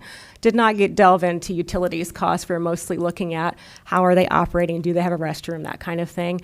But I have started to reach out to them again to try to get some more particulars around some of these areas, like how many gallons per minute, how many gallons are they using per season, what is the size of their wet deck, you know, for the splash pad. So that all is it's gonna be a math equation at the end of the day. I just don't know what that number is looking like right now. So, If at all possible, I'd like to see some type of estimate in there instead of empty. Right, just like a Right. placeholder. yeah, and that is my goal for this week. I just didn't get a number before today's meeting. Awesome, thank you. So, yeah. I have a question. So Sure. With this, with your portion of the budget, have you had the opportunity to look into any like supporting grants that would help Yes. us? Okay. So do you have any of those in lieu? Like, I know that wouldn't necessarily be guaranteed money, but it can give us hope. Well, some of the grants that I look at, for example, and I can't remember if it made it in this report because I just found out about it this morning. Department of Natural Resources has opened their grant cycle for 2023. That grant would be due June 1st, but it is specifically for recreational parks types of needs. They have some really strict stipulations in that grant, though. It has to be the project can't have already gone out to bid. You know, it has to have all these stipulations in place. It's a generous grant, but we're looking at options for potentially for the use of that grant. Like I said, I just found out about it this morning, so I think it made it into the Recreation Committee report, but it didn't make it into this budget spreadsheet as a possible. But that is sources of revenue like that we're looking at. It's hard to do grants when you're talking about operating expense because that is typically a recurring expense. Grants typically are project-based, so they don't typically want to just give you operating money just because. They want to have a concrete project and what is the ROI and, you know, how is it going to be managed and maintained and that sort of thing. But I'm wondering if, like, I mean, you haven't gone down to it yet, but maybe even, like, the capital equipment, maybe that could even be something, since it would be possibly. I was gonna I'll let you mention that. But, so you bring up another point too. So on, I can't remember what page I said it was, the revenue page. There are a couple of suggestions, nothing really concrete. I think that's on page 7. But some municipalities have some creative ways of generating sustaining revenue for things like beautification and parks. And I provided a couple of examples down here. A lot of it has to do with permit fees, where they might assess like a half a cent or something per square foot. That generates some revenue that helps offset some of these other beautification and facilities management type things for parks and things. Just peruse that at your leisure, but that is one avenue. Also, rental fees for the parks. If I'm able to get the parks to a place where I feel comfortable offering it as a space for someone to rent for, say, a birthday party or reunion or something like that. I think long time ago, Chief and I talked about if they had a large event, what type of security would they need? You know, so those kinds of things. But that's another avenue of revenue that we could. It's not going to be a heck of a lot, you know, but it's something. You know, it'll help offset some of these costs. So I just want to, I was thinking through what you're saying, and I know grants don't typically go towards like operational resources, but like I've seen cities get grants for other things that subsequently helped with operational expenses. So that's the way that I meant to apply that. So if we could like get something that, I don't know, gives us, you know, covered picnic tables, that helps with our equipment, you know what I mean? Yes. Like kind of in those spaces is what I was pointing to. So I was just conferring briefly with Mr. Mosby here, but yes, there's, for example, Wise Park. The benches in Wise Park are all recycled material benches that were a qualified expense that we could tap the recycling incentive grant. So that is where the funding for those benches came from. But again, that's a one-time expense. It's not an ongoing expense, so. Understood, but like, for example, just to piggyback, so like say for instance, we need to, for operational purposes, like somebody to come and clean the parks, you know, which our Public Works Department would do. Like there are grants out there to help aid, you know, keeping our parks clean, that we can use that to kind of funnel through operational purposes. I've seen City of Cincinnati do that with they have like little cleaning persons that I know that it's grant funded, but it's definitely ultimately used for operational stuff. I did want to state too, City of Cincinnati, it was for parks. I don't know if it was for parks. Oh, okay. Because I know that both Cincinnati Recreation Commission and the Cincinnati Parks are both funded through a philanthropic 501c3 that is attached to that. So it's a much easier for a 501c3 to obtain those sort of grants and that kind of support than it is for a government unit. It's really hard. So that's part of what they have in place as well to obtain those kind of resources. Also 3CDC, I believe, it's a 501c3. Right, that's actually what I was referring to. Madam Chair. Yes. I understand what you're talking about. You're correct. If for some reason we were able to get, for example, a capital improvement grant, we could then take that money, transfer it to operation, because that would reduce the amount of expense that we have committed to that. You are correct. But I do think that Ms. Clear is correct. When you look at Cincinnati Park Boards, that is not a city, it's not a government agency. It's its own nonprofit organization. They get their own grants. They pay their own people. The director of parks is paid out of the parks, their fund, as opposed to being a city employee. So those are things. Right now, of course, we're we're a one-man show, right? So, and that one person happens to be working for the city. So, just to keep that in mind.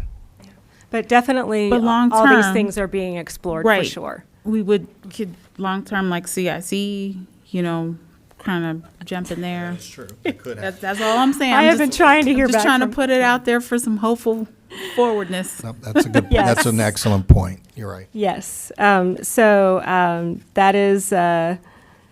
is one of the avenues that we've been working on, I think, since July, to try to get something in place with the CIC.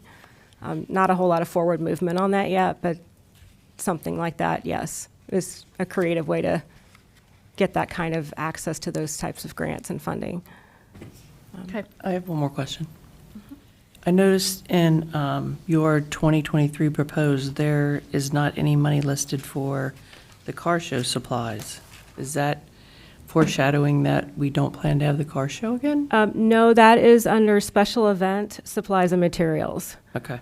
It's, I So would, it's not a separate line item anymore, it's bundled in. for this budget purpose, yes, because what happens is that we may end up spending more or less specifically on the car show. We might have put more sponsorships than what we anticipate. And what we had to do this year was, I believe council had to move, or something had to happen in order for me to be able to utilize the money that was set aside for car show for another event.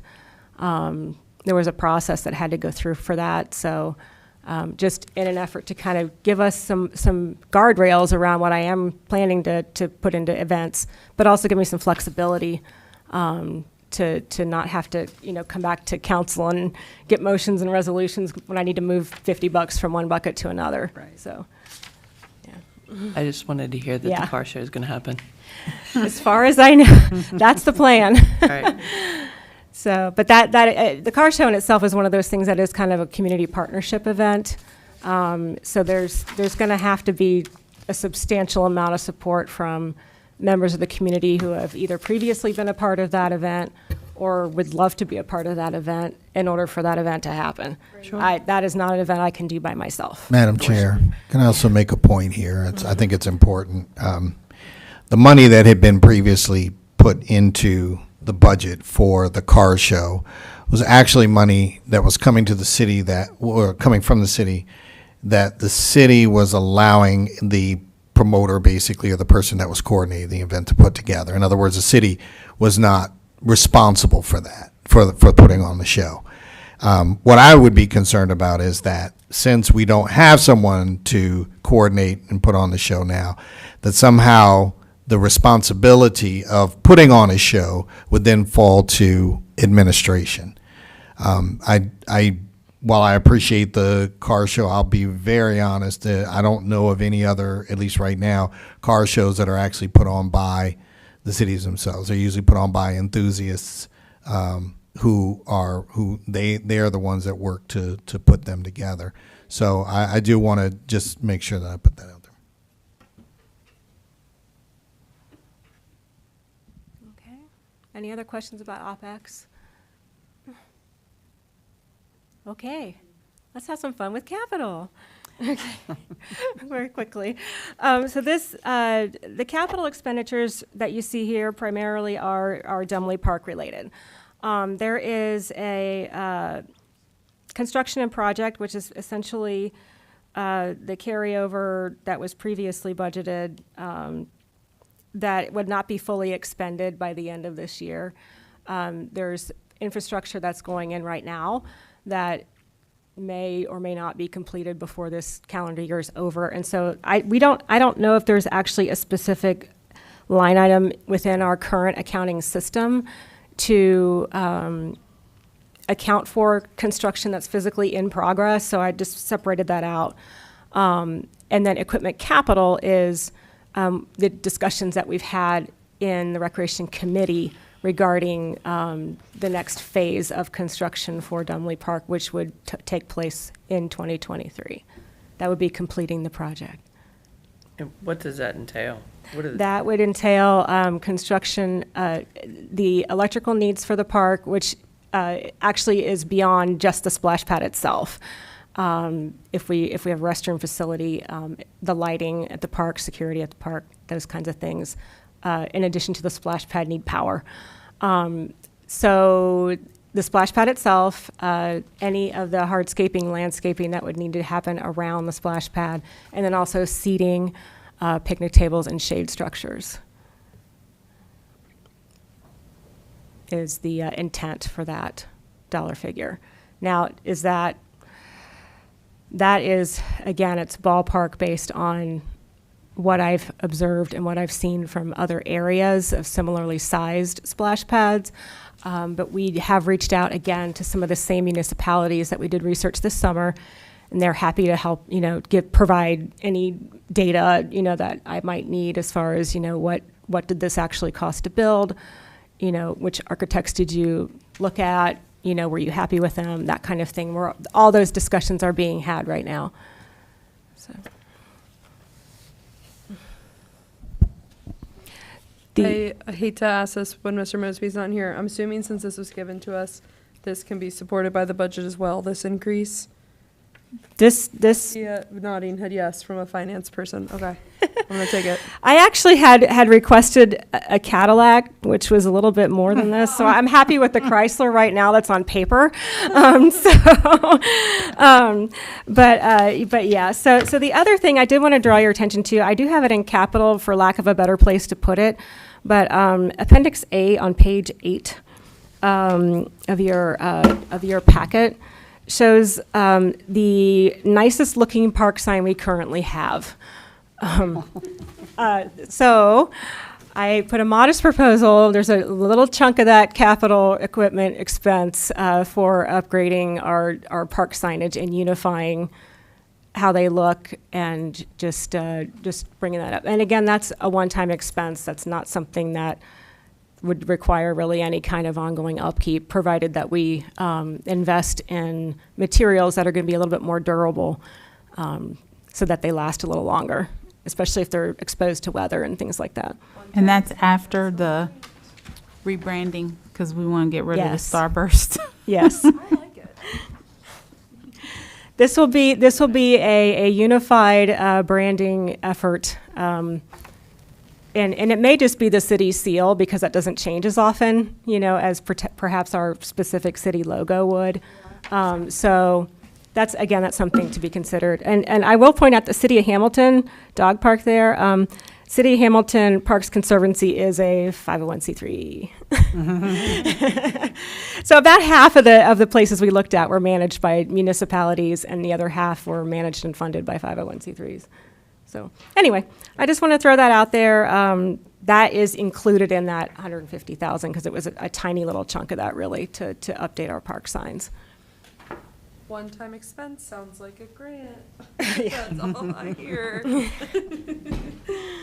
So, but yeah, so it is, it's a substantial change from prior years. But I just wanted to be as thorough as possible.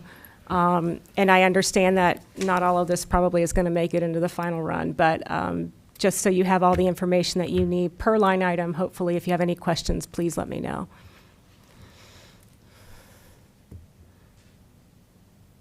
Okay. Any questions? It's a lot, I know. It's extremely thorough.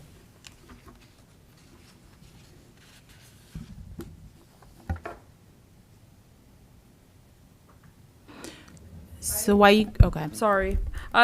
So this increase, it's about like 100,000-ish from last year.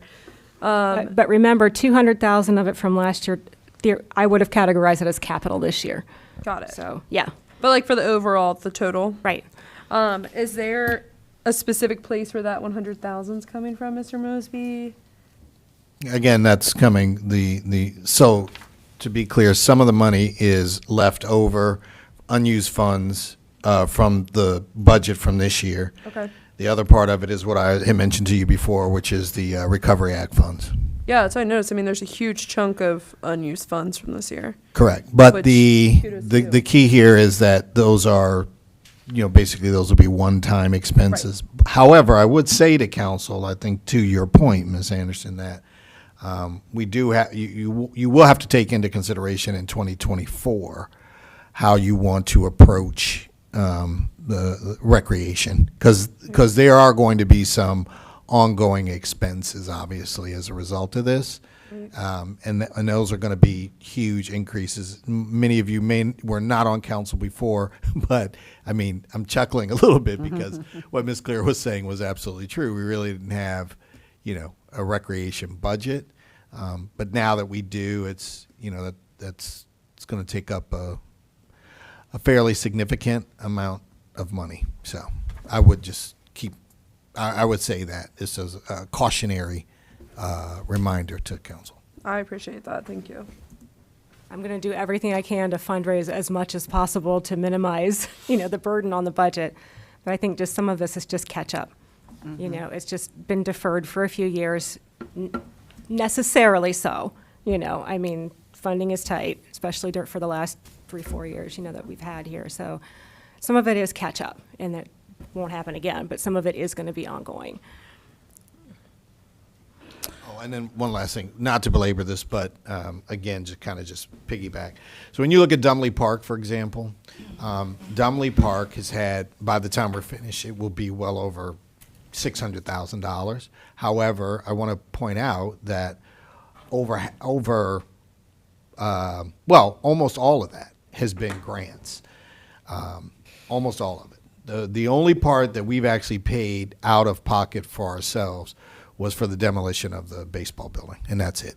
Everything else has been grants.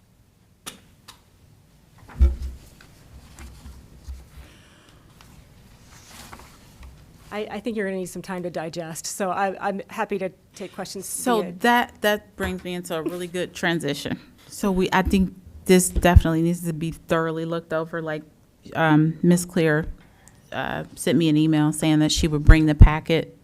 We didn't have these materials to send out, but that's in tandem with just trying to digest all of the materials given tonight and ones that are forward. So if you look in your emails, I actually sent you the budget from Kirsten. We do not have time to, you guys have not had time to look at it. So she is going to present her finance department proposed budget for 2023. She's up next. Finance is up next. Thank you, Ms. Clear. I really appreciate that. And so she has another presentation. So we need to do a couple of like business items. You can come in to before going there, because we have, this agenda is super loaded with all the departments, the executive session, and then we still have a piece of legislation that has to get done tonight. So I had given Ms. Zorb, while she's passing that out and getting ready, I'm gonna talk through this. But I had given Ms. Zorb a list of dates. We're gonna have to come up with a special meeting. So can we take care of that? And then like I said, you guys have in your email the budget, and we need to do a special budget and finance meeting. Do you have a copy? Braden said he submitted his. Do you have a copy of his that you could forward to us in email? I think you submitted it to Kirsten. I didn't get it. Okay. But I can send that out, and any follow-up questions, we can have those department heads come back out if they can make our time for questions. Because it's actually a really good way to kind of digest some of the things that we were given tonight, and then have them come back for follow-up questions and so it gives us an opportunity to fairly look at stuff. It gives us an opportunity to look at the budget, and then invite them back for questions that are a little bit more researched and, looked over. So can we get that on the agenda, or a time when we can come back together? I proposed the 16th, which is the day this week. It will have to be later, like 7:30. We start this meeting at 7:30, so they have to be 7:30. The 22nd, the 23rd, or the 29th. Wait, I'm sorry. One more time, those dates, the 20, The 16th, okay, which would have to be 7:30. yep. The 22nd, the 23rd, or the 29th. I can do any of those dates. I don't care. I can't do any next week. Okay. So the 29th is what we're looking at then? It's either That's the 2 16th or weeks. the 29th. Right, you said you can't do any next week. Which is the 22nd, 23rd. Right, so we can do the 29th? We can do the Yes. 16th or the 29th. Okay. I can do both of those days.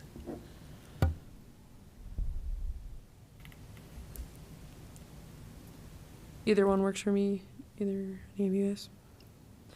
While they're looking, I just want to say I really appreciate how each department presented their individual things. I think it's easier to digest the budget when it's broken down like that. So I really appreciate you guys for coming and doing that, and for you for putting that together. And so I feel like there's the big overview, so just agreed. And so if we like have the individual budgets, and then on our next meeting that we're planning, then we can get into, The big, yes. okay, yep. I So completely I agree. feel This like one's the great. flow actually is working.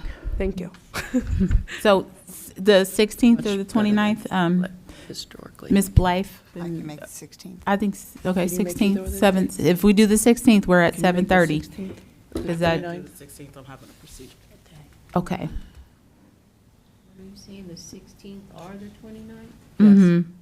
And I'll actually have to follow up with Erica, and I think I'll have to follow up with Mr. Mosby to make sure that we have the appropriate setup to, well, don't we have to have the camera people here or some, If you're having a special meeting, we can talk to them. okay.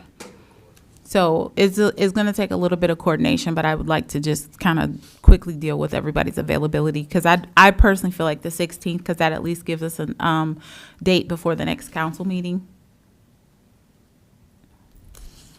May So are we I doing offer a 16th? suggestion? Could we look at the 16th and the 29th?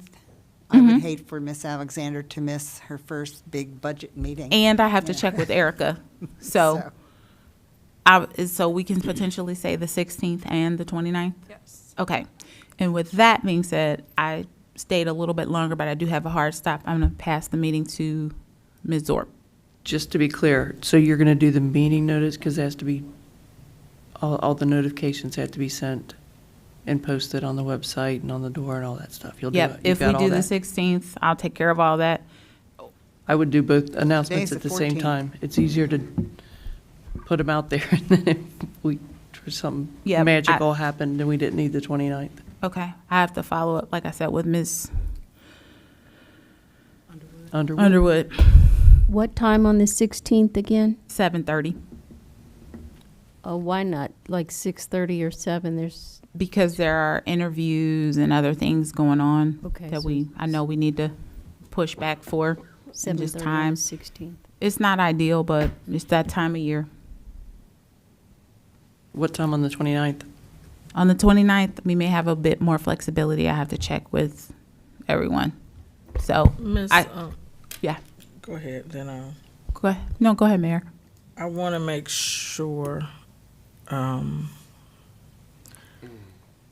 you may be able to move it back a little bit, because the one that we're having on the 16th is at 4:30. Okay. So And I'll follow up via email, communication, calls, whatever it takes. And make sure. it's But I on just the- want to make on the sure that notice. tentatively, on a larger scale, we're okay with the 16th and the 29th, and then I can follow up from there. And then I can pass the rest of the finance and the resolution and everything else on the agenda to Ms. Zorb. Everybody okay with that? All right, thank you. And I'm sorry I had to go tonight. Oh, that's okay. All right, can you hear me through this? I'm sorry, I'm fighting a terrible sickness. If you go to your first page of the handout, what I've done is an outlook for 2023, what we as the finance department want to do and be able to provide for you next year. I would like to hire a full-time person who's got a strong finance and accounting background to fill the gap between losing our AR specialist and our fiscal specialist this year. So that's been a little challenging, getting all the work done. With that, we will conduct monthly audits on all expense lines, so we can assure that everything that is going into those expenses is correct. We will be moving to UAN from CMI, and to enable a smooth transition, excuse me.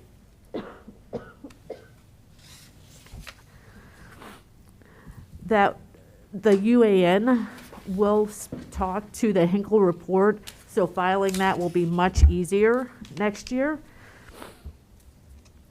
We will provide monthly bank reconciliations to council.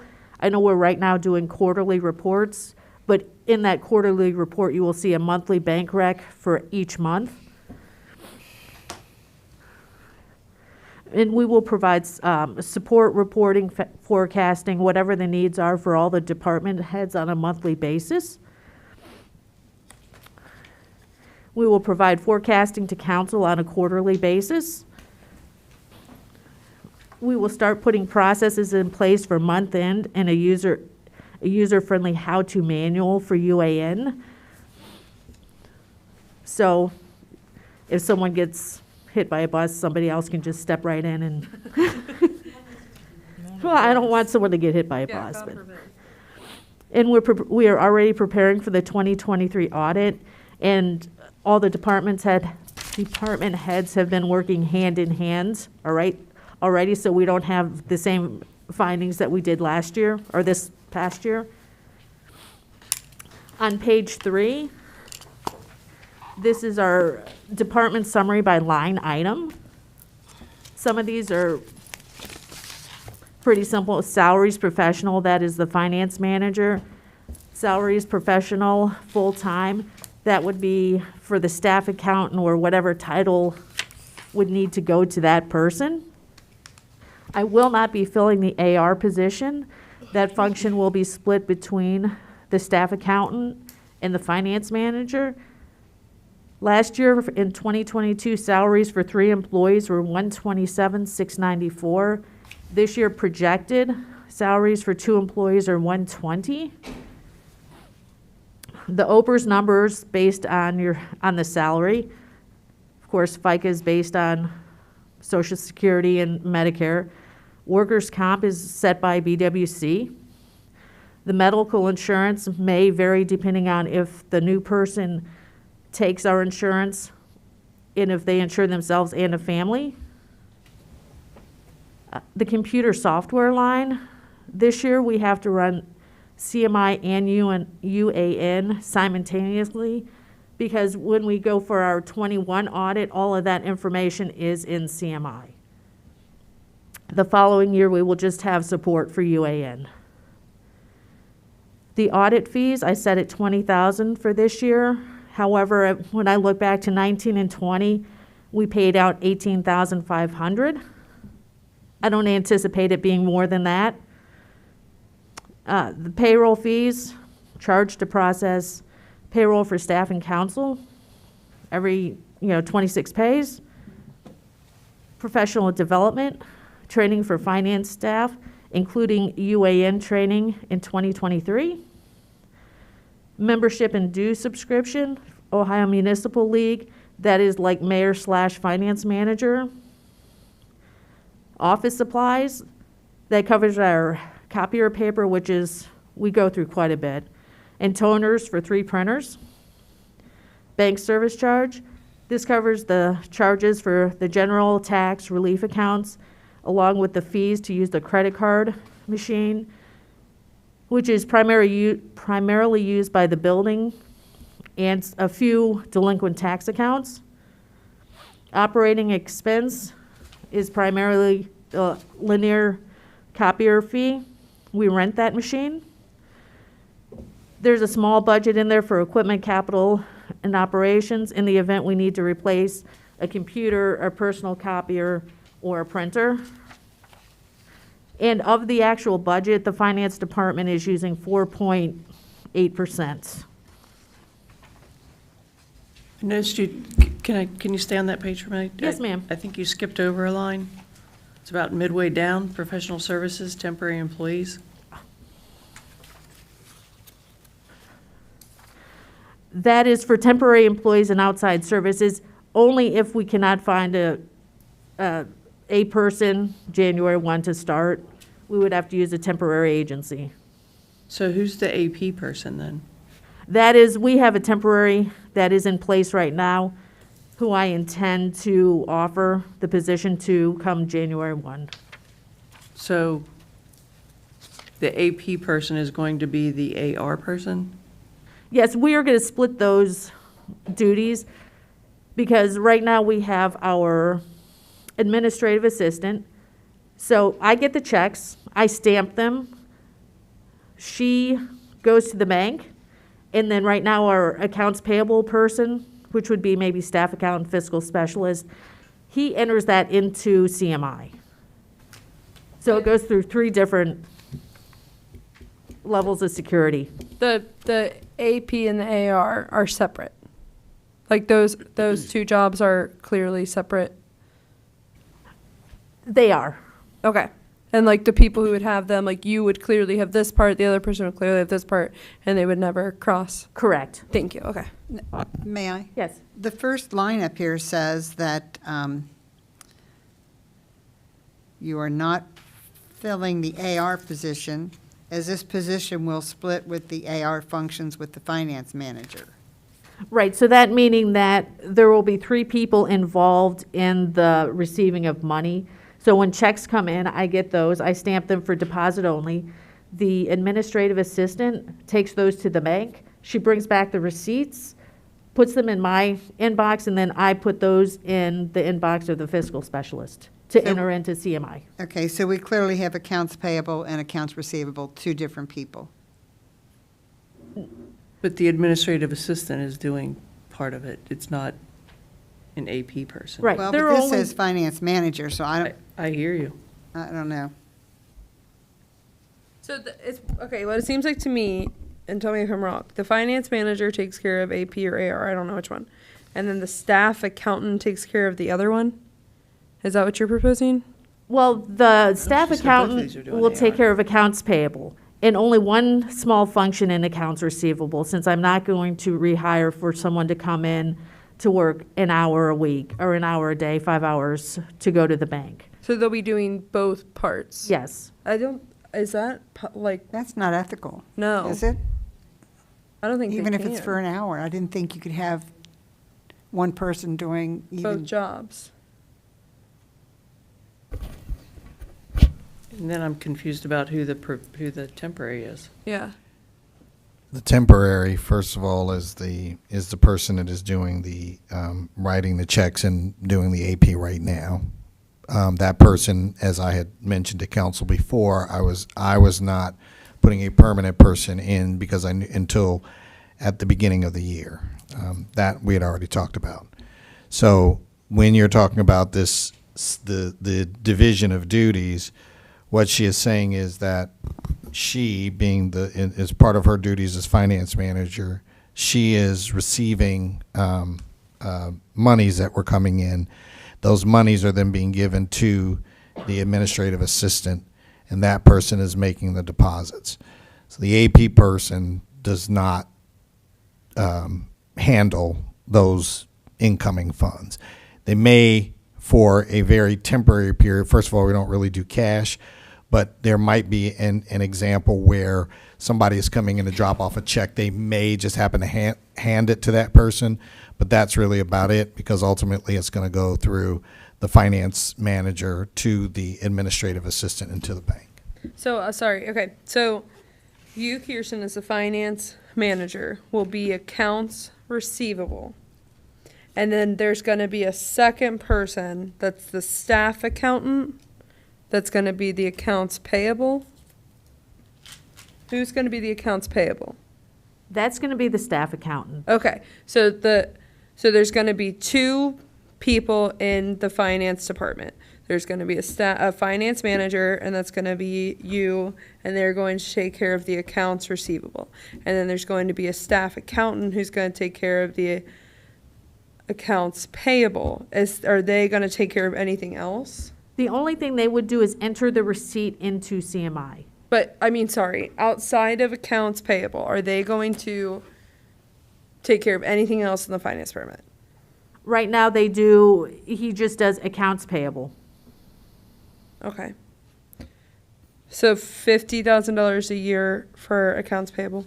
And he will actually, if he accepts a position. Right. Will start doing helping with month end and Okay, helping so you would also reporting. do other duties of the finance department? Correct. Okay. He would do reconciliations. He would also make Thank you. payments, or excuse me, reports Reports, okay. to like OPERS. To other duties, not Correct. just accounts payable? Right. Okay. You're correct. Thank you. Not that just accounts payable isn't hard. I'm sure it is. I don't want anybody to think I'm putting down their job. I'm sure they work hard. So with that, he's doing payroll as well. No, I am doing payroll. Okay. Are you doing the benefits portion as well? I will be.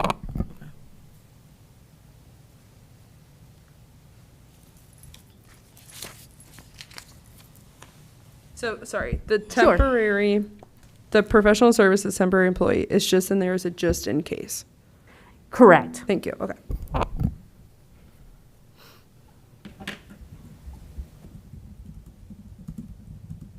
Any other questions on this page? I just want to go back and just refresh. So Sure. the accounts receivable is going to be a part-time position, and then the accounts, which one is going to be the full-time in January? That will be the accounts payable, ma'am. Accounts payable is full-time, okay. Thank Both are you. full-time. Both are full-time. Both are full-time. Right. Oh. I think what you're asking is you're correct. The I don't know what I'm accounts asking right receivable, point is, accounts receivable is not, she will absorb the accounts receivable. So it'll be a part of her full-time position. That's the point. And then the actual deposits will be done as basically a, what am I thinking of? An assigned duty? Yeah, yes, thank you very much. Assigned duty of the administrative assistant. So, and just on that same question too, then, I guess do they still do bonding for people that transport checks and cash from one building to So the next? we, as you know, Mr. Wald, we did talk about that at the audit, and I will talk to, or we will talk to them to be sure. But to be very clear, there's an insurance that, and part of our PEP, which is our insurance pool, that covers them for that kind of theft, or that kind of loss. The bond is a bit different, but we have not used it. And again, we will definitely call to make sure. But back in 2019, when I first came in, there was a state law that had passed that said that it wasn't necessary for the person to be quote unquote bonded, that it was now an insurance that would be able to cover them. And so that's what we have been doing. Thank you for refreshing that. I Sure. did forget that part. Thank you.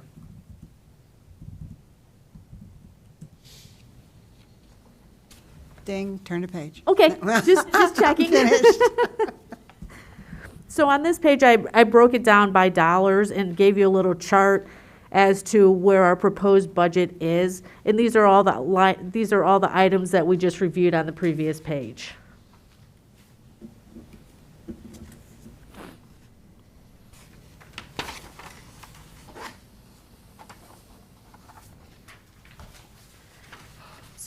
And all of these coincide with the budget you just received. So now on our next page, we have our expected revenue. So that's all the income coming in to the city. And then we have our expected expense. Now, we are in the red slightly. However, we do have some rollover money from the Recovery Act, which is not in the budget. It's just a roll forward. And a portion of that will be there to cover the splash pad under the Recreation Department.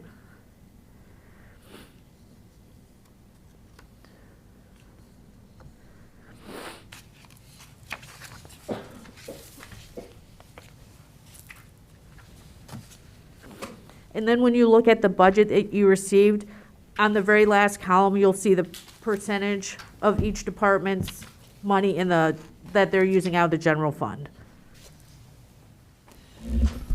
So this line item where it says expected beginning balance for 2023, does that include any other Recovery Act money?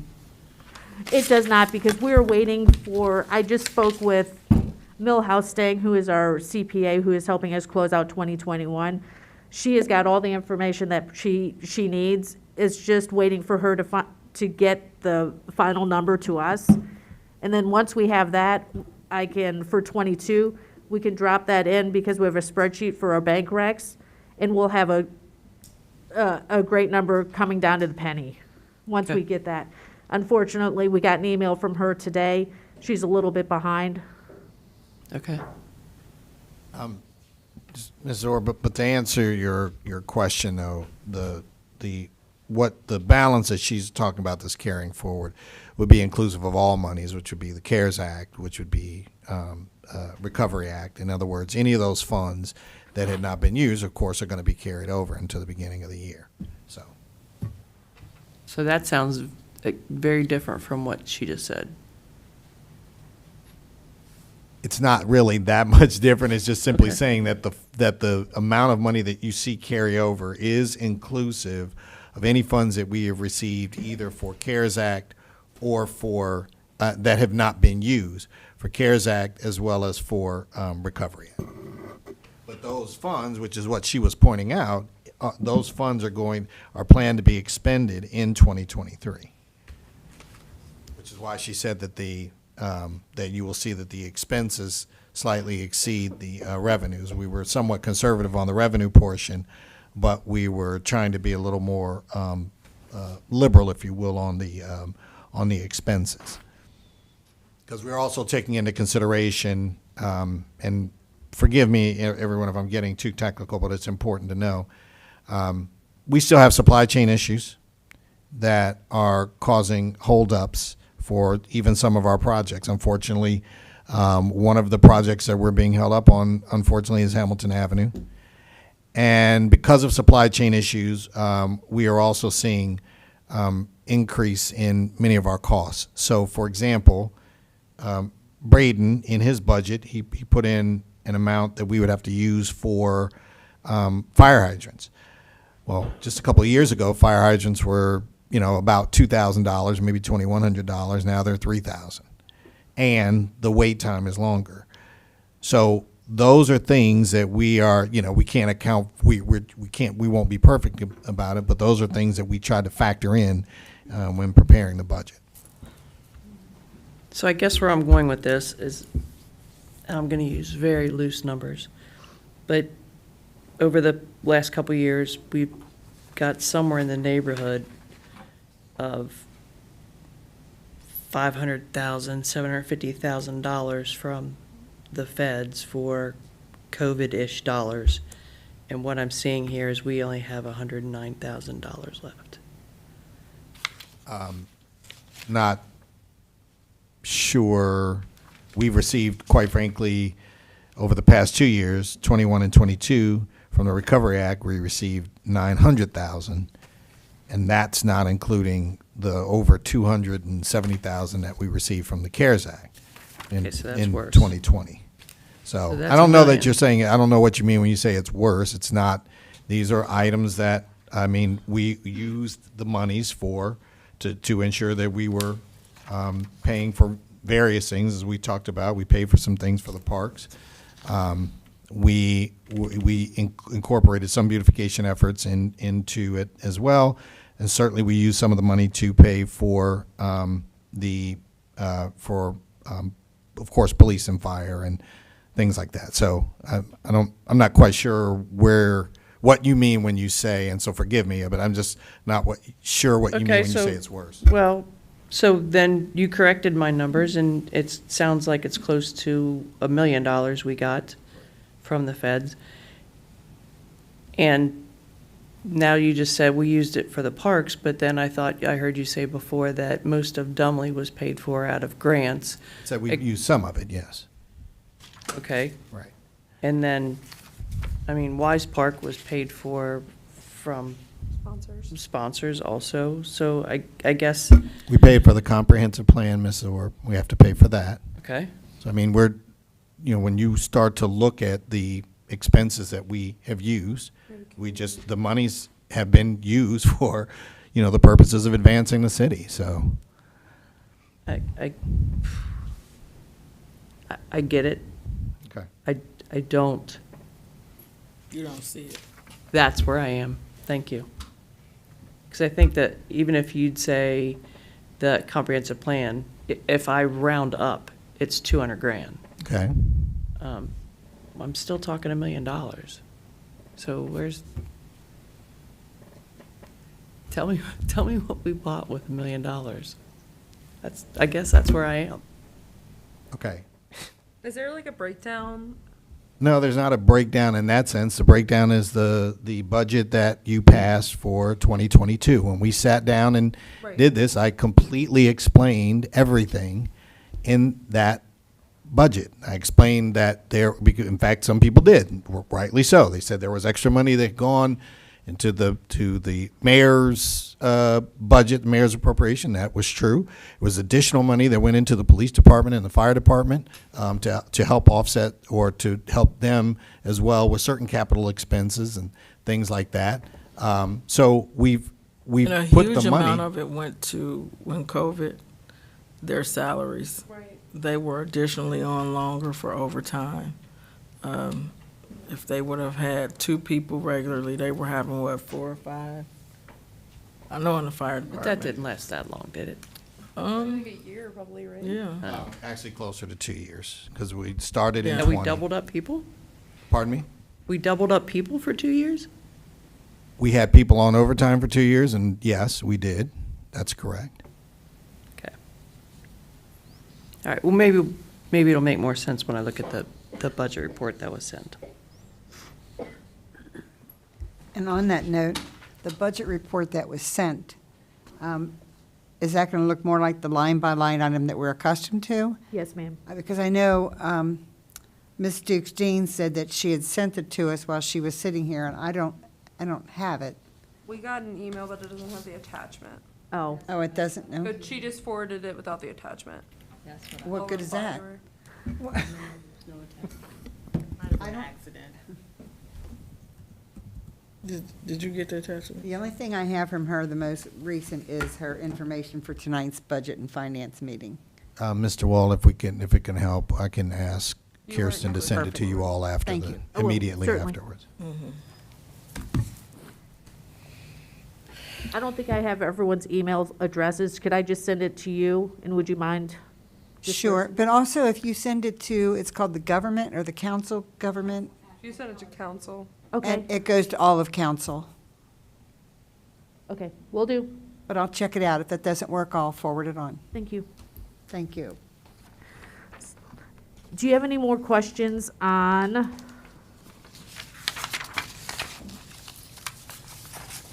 the general fund page?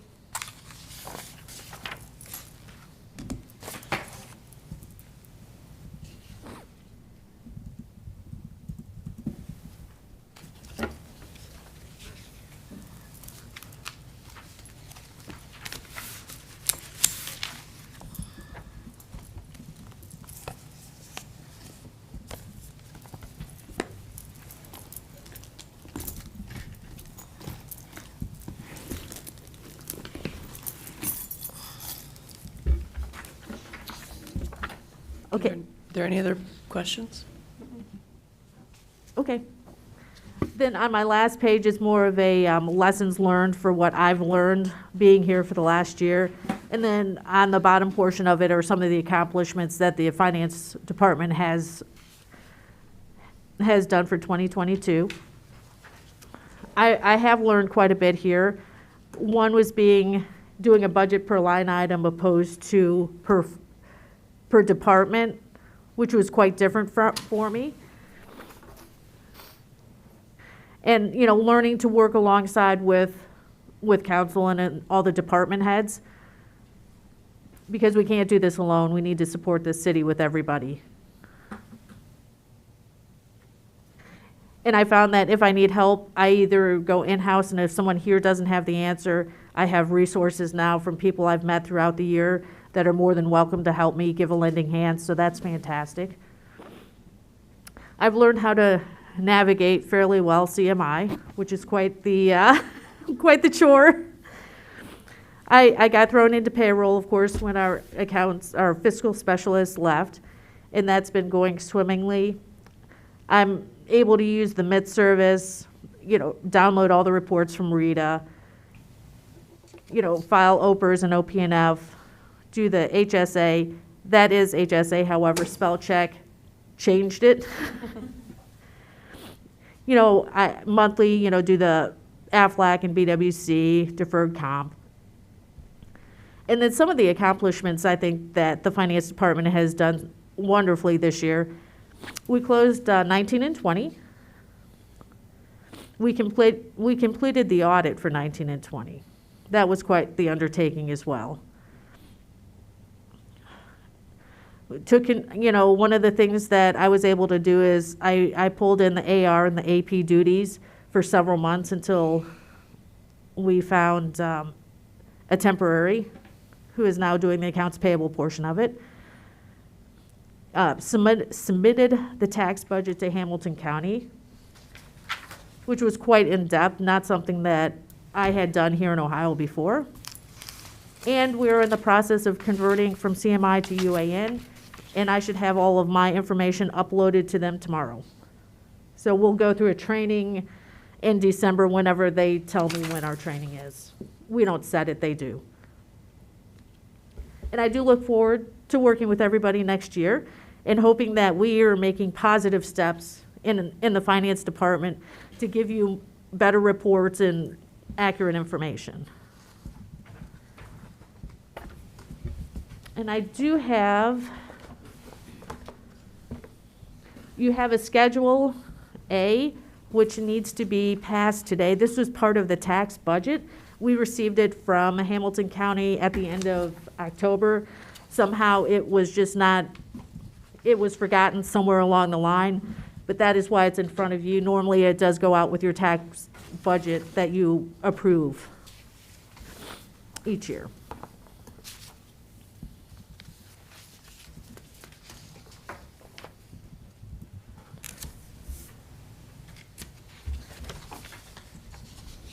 Sorry, you said we were supposed to get this earlier, but it just got lost in the pile, kind of thing. It did. Okay, just making sure. I And we that got in the minutes. email from Hamilton County at the end of October. Okay, no worries. Just want to make sure I got that in the minutes. But normally it's in that packet that you approve. We had some issues with the tax budget, and so we had been working with Hamilton County, and so but the problem was we had to get those straightened out before we could do this. But long story short, accepting the amounts and rates is a formal act that council must do, so we can send it to Hamilton County so that the auditors will use those rates in order for us to, for people to pay their taxes and for us to receive our revenue. So if I understood this correctly, this is past due, so we should get Correct. this immediately on the agenda and see if we can get it suspended and passed. That is that correct, true? yes. All right.